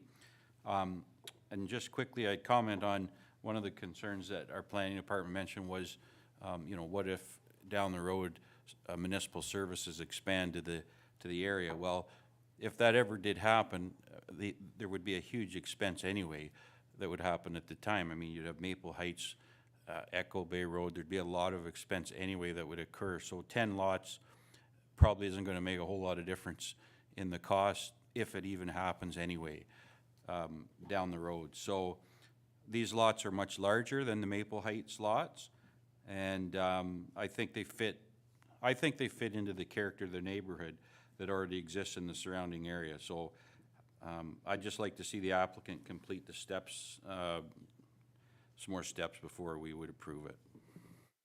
Mayor Alcock. Thank you, Chair Stone. A number of comments I think I was planning on making have been said, so I won't repeat it. I would certainly support a deferral of this application for the reasons identified. And I think also the fact that the district in their comments are suggesting a deferral is also saying that they're not necessarily outright denying it. And so they're still considering it, but they need more information. And a number of the comments around the access to the site, certainly that is, from what I know, kind of a problematic corner. So I would love to see more assurance around that, how that would work. And issues around the environmental impact statement. when I look at the layout, it looks like Lot 10 is very near, and I think, Savis, you said there's a 15-meter buffer, but you've got a lot sitting on that.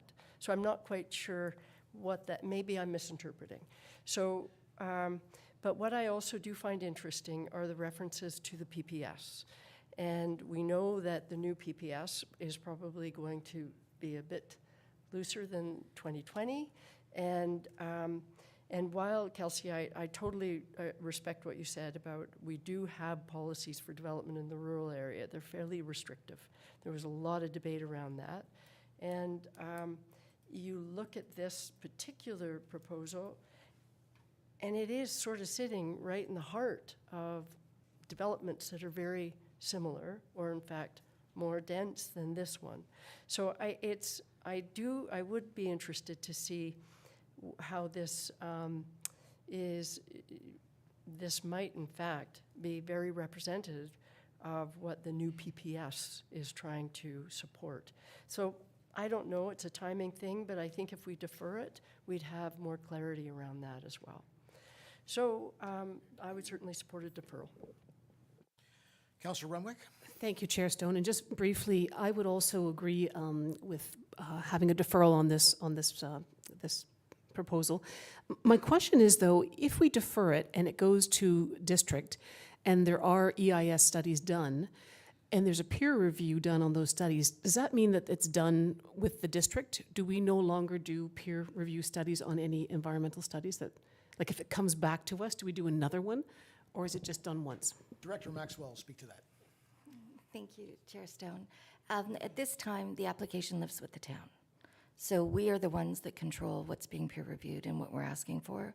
So we would do it in conjunction with the district to make sure that any of their concerns were being addressed through the peer review as well. So that would be how we would do that. And I just was going to mention with the PPS as well, that the locally appropriate development is really what we're looking at here. And is it appropriate to have this additional development in an area where there already is substantially more density than likely would ever have been considered in the last 20 years, let alone the last 50 years. So the concerns with infrastructure and expanding infrastructure and those things are heightened by more density in that location as compared to being spread out to a different location, further out of the urban boundary, somewhere else completely. That's really what those policies are trying to achieve, in that the chance of us needing to service those lands increase dramatically with additional density right next door. So that's what those policies are for. Did you wish to speak to this directly? Then go ahead.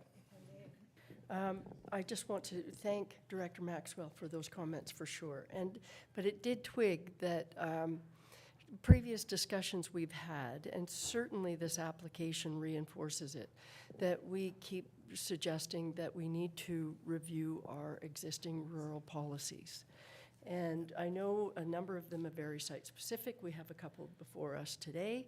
But I do generally think, I totally respect what Director Maxwell is saying, but I do think it's worthy of a larger discussion around this table of what we think our current policy has, and is it reflective of where we want to be? So I want to put that out there because I think it's really critical, and this really enhances the need that we need to have that discussion around this table. I agree with that. Councillor Morrison. Thank you, Chair Stone. That'll be my last comment on it. I guess the fact that staff has identified that we would need peer reviews of the studies shows that that's very important. So I'd wonder, as a sign of good faith, is the applicant willing to do those peer reviews? And if they are, as a sign of good faith back, I don't want an applicant to go spend $20,000, $30,000, $40,000 on drilled wells, for instance, with no indication that they may or may not get approved. Do you know what I mean? So I don't want to see anybody wasting money. And I see this as a partnership with residents, applicants, council, and our planning staff working together. And that's a way of showing a bit of give and take. So if you're willing to do the peer reviews, great. We do want a water study. We want to make sure no one's getting affected, but don't drill the wells just yet. And that's, of course, what I'll leave in the hands of the planning department. But I know that might go against what the process is currently. That's okay? Okay. That's sort of my thoughts. If they're willing to do the peer reviews, then let's work with them on the other stuff. Councillor Schumacher.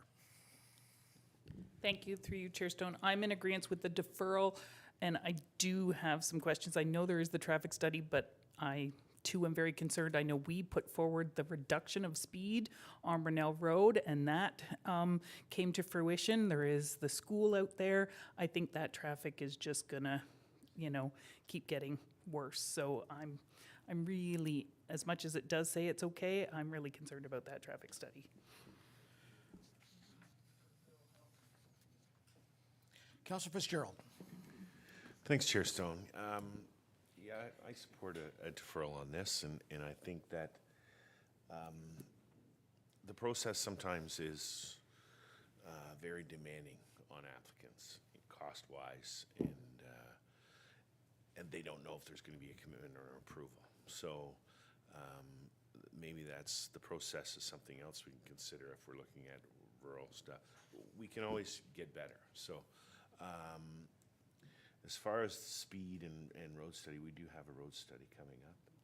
And I think that will be all part and parcel of, with possibly speeds being recommended and then approaching the district for some kind of controls in the municipality. So.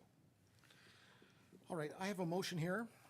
Moved by Councillor Morrison, seconded by Deputy Mayor Armour. Be it resolved that the matter of official plan amendment application OPA number 4 be postponed until such time as the applicant has addressed outstanding concerns to the satisfaction of town staff, including the completion of peer reviews for all submitted assessments, a noise and vibration assessment being completed, a hydrological study being completed, an archaeological study being completed, and the lots being reconfigured to conform with the frontage and area requirements of the rural residential precinct. Any comments or questions? All right, Councillor Fitzgerald? I think that, can you put that back up on the screen? I think the last one precludes them from going forward. Through you, Mr. Sorry.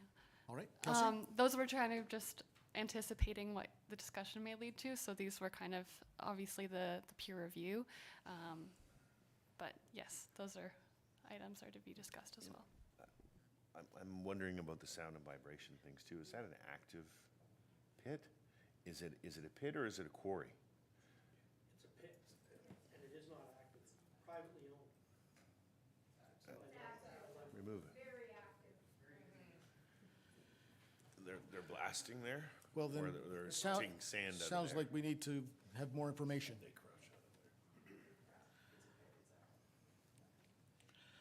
Kelsey, did you wish to add anything else?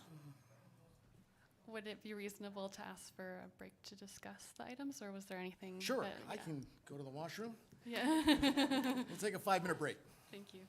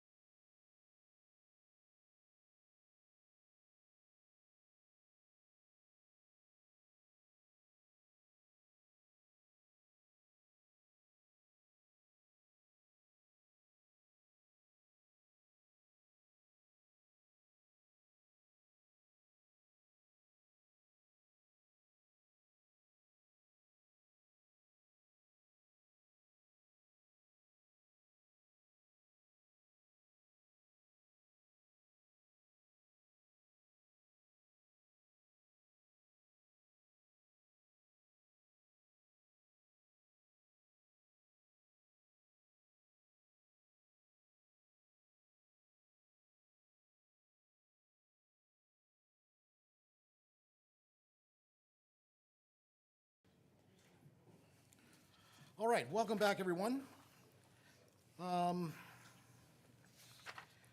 So we have made some changes to this, this motion to defer. So I'll simply read it again. Moved by Councillor Morrison, seconded by Deputy Mayor Armour. Be it resolved that the matter of official plan amendment application OPA number 4 be postponed until such time as the applicant has addressed the outstanding concerns to the satisfaction of the town, including the completion of peer reviews for all submitted assessments, a noise and vibration assessment being completed, and a hydrological study being completed. Any more comments or questions? No.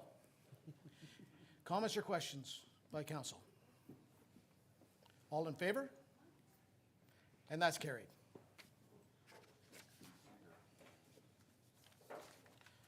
All right. Moving along at lightning speed here.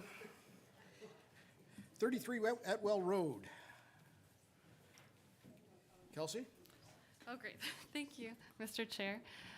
Through you, the subject property is located at 33 Atwell Road. The property is within the rural designation within the official plan, and the property is within the rural residential precinct. The application is to change the precinct on the lot from rural residential precinct to community mixed-use precinct. The proposed amendment is to permit a 2-story variety and convenience store with accessory dwelling unit within the 2nd story.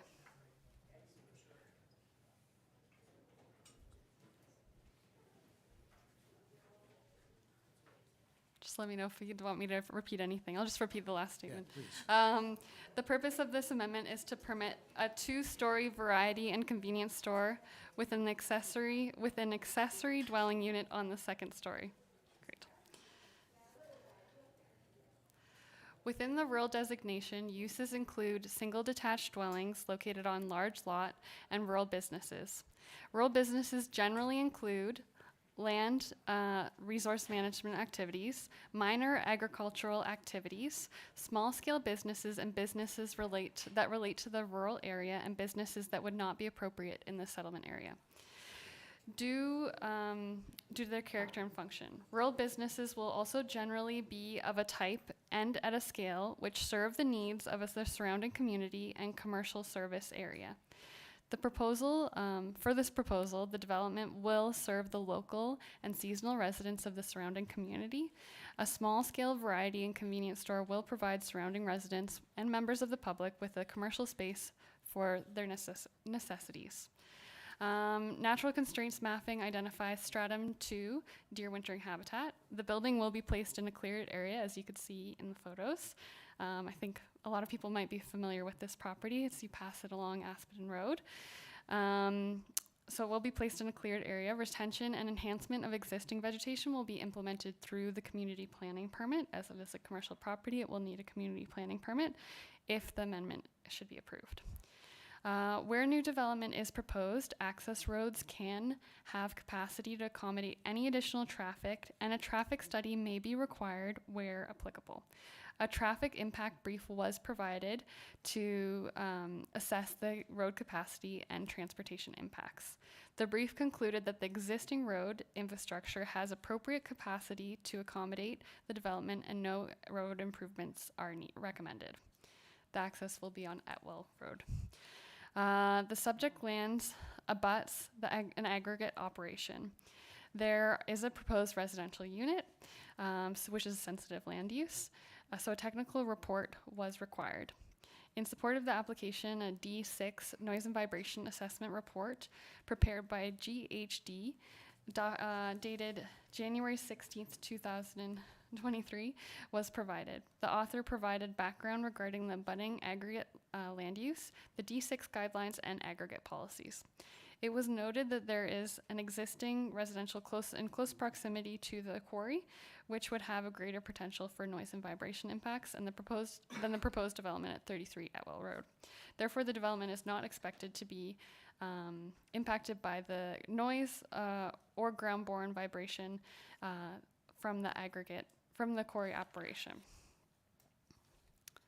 The assessment also reviewed the D4 site, which is within 200 500 meters of the subject lands, which is non-operating or municipal or waste site. The WDS dump site is situated within the Hutchison Sand and Mixes Quarry, located at 1265 Aspidon Road. The area of the dump site is located approximately 300 meters from the site. Looking at the proposed development, GHD notes that the potential impact from this dump would be negligible. Therefore, there are no concerns. The application was circulated in accordance with the provisions of the Planning Act and the Community Planning Permit. District staff noted that they would not be opposed to the approval of the application provided that Town Council is satisfied that the appropriate development control techniques are used to conserve valuable conifer thermal cover, deer feeding areas and movement corridors that are recommended, and also the recommended CN comments. CN did provide comments that required consideration for residential land use abutting a rail corridor. The requirements include an assessment, which they've completed, a safety berm, and a warning clause in an agreement, development agreement. These requirements can be implemented through the community planning permit, provided that the development meets these requirements. CN has no objections to the application. There have also been 4 letters of support provided for this application. 5 letters, sorry. 1 was provided within the report and 4 subsequent that were emailed out prior to this meeting. Through staff's review and analysis, the application would appear to conform with the intent of the official plan and be consistent with the provincial policy statement, and therefore staff are recommending approval. Thank you very much, and I'd be happy to answer any questions. Thanks very much. I'll call on the applicant or representative to make any comments.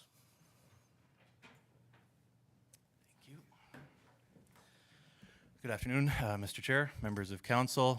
For the record, my name is Graham Heisinger, land use planner with Tulloch Engineering, 80 Main Street West, Huntsville, Ontario, P1H 1W9. I'll keep my comments relatively brief. I certainly agree with the recommendation presented by staff for a recommendation of approval. I'm here also with Mr. Jan Nyquist, owner of the subject lands. Yeah, in general, I concur with the recommendation drawn by staff. As Kelsey mentioned, I'm sure almost all of us have stared at this property driving down Aspidon Road at some point and thought, what could go there, you know? So personally, I have to say, even before Mr. Nyquist approached us with this proposal, I did think to myself, it might be a nice spot for a little kind of convenience general store. Could sell locally produced goods and convenience items and things like that, and that was exactly what Mr. Nyquist came to us with. So I do think it's a great spot for that type of activity. It sounds like a lot of the property owners in the area can see the benefit of something like that as well. So that sounds like everybody's happy. So I'm happy to take any questions that council might have. If not, I look forward to receiving approval today. Thank you. Thank you for that. I'll go to members of the public that would like to speak to this application. I'm seeing none there. Anyone online would need to raise their electronic hand. Chair Stone, I see no hands raised. Thank you very much. Council members, Councilor Cloutier. Through you, Chair. I think it's great. I'm fully behind it. It's greatly needed out that end. I'm sure people that live out that end, if they just get to the edge of town, they forget milk or whatever, it'll be certainly fit in for everybody, and especially in the summertime traffic from there too. Just want to know, ever thoughts of gasoline? That's all. That was the only concern that I had when I saw this, on any thoughts of ever selling gasoline there. At this time, no. I mean, it's not to consider that, at least because we don't know that it's Yeah, exactly. Right. Yeah, okay, Thank you. Any other comments from council? Councilor Schumacher. Just gonna say, I totally approve out that way. I mean, we have Serious Chicken out there now. We have like a lot of stuff going on for our community out there, so I'm in full support. And hey, a convenience store, it's not a bad summer job. I miss having the little Utterson one that I grew up doing that for 4 years. So kudos to you to provide that opportunity. All right. Seeing no other hands, moved by Councilor Renwick, seconded by Councilor Clark. Be it resolved that Planning Council approve Community Planning Permit Amendment Application CPPA 2023 HTE, the purpose and effect of which is to change the precinct on the lands from rural residential precinct to community mixed use precinct. Comments or questions? All in favor? And that's carried. Nice and easy, holy mackerel. All right, Kelsey, let's keep rolling here. 31 Kitchen Street South. Great. Thank you, Mr. Chair. Through you, the subject property is located at 31 Kitchen Road South. The property is within the urban residential designation of the official plan and within the development precinct with natural constraint to overlay. The application is to construct a storage building, office trailer, and establish outdoor storage area on the subject lands. The amendment would permit the placement of a 216 square meter storage building, office trailer, and outdoor storage existing and 1,800 square meter expansion as a discretionary use within portions of the development precinct. The development precinct is something new within our official plan. It's not our official plan, or within our community planning permit bylaw. So it doesn't permit anything as of right unless it's existing. So it prohibits development to occur unless authorized through a community planning permit bylaw amendment. Prior to the CPP bylaw being implemented, there was existing outdoor storage on the property. However, it was determined that areas of outdoor storage were altered and expanded in the center of the property on the east side of the creek following the implementation of the community planning permit bylaw without receiving prior authorization through a community planning permit. To address this matter, an amendment to the CPP is needed to permit changes and expansion to the outdoor storage areas in this location. So yeah, we're talking about two areas. So this, if anybody's familiar with the property, there's quite a lot of outdoor storage. So we're hoping to consolidate it to this, the existing to the purple area. And then the blue is the new area to the very south of the property.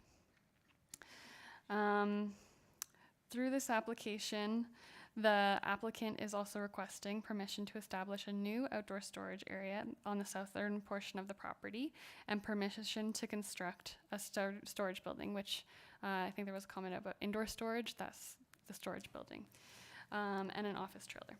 The locations of expanded and proposed new outdoor storage areas and structures on site are shown on the sketch, which I just showed. Although further development may be anticipated in the future, the proposed discretionary use would allow for this transitional use of the property and recognize the existing outdoor storage. Staff have also worked with the owner and applicant to on a plan to consolidate the existing outdoor storage area and identified setbacks from the natural features and include areas for renaturalization. A CPP and development agreement would be required following the amendment to ensure the implementation of site restoration and mitigation measures. Any additional vegetated screening would also be implemented through this process. A portion of the property closest to the southwest boundary is within the natural constraint to overlay due to the steep slopes between 20 and 40%. Under section 215.4 of the bylaw, development shall be set back 15 meters from a defined top of bank and 5 meters from a toe of a bank. The steep slope mapping on site was determined not to be where the areas that are to be newly developed with a storage area. A scoped environmental impact study was completed for the property for a previous application to characterize the natural features and areas on the site, their ecological function, and identify potential negative impacts of development. The EIS does not specifically address this application. However, it mapped features and recommended buffers.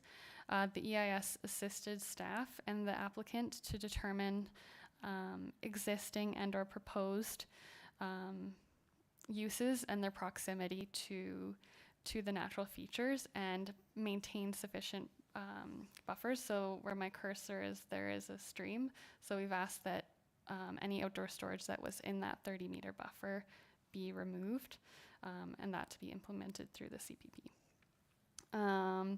Through this application, the Oh, I just said that. The proposed storage area, storage building, and office trailer will also be in a cleared area, so further vegetation removal is not required. Therefore, the proposed development is not anticipated to further impact or negatively impact natural features. It should also be noted that if there is a future application for this property for another development, there would be a requirement for an updated EIS for that development. The application was circulated in accordance with the provisions of the Planning Act,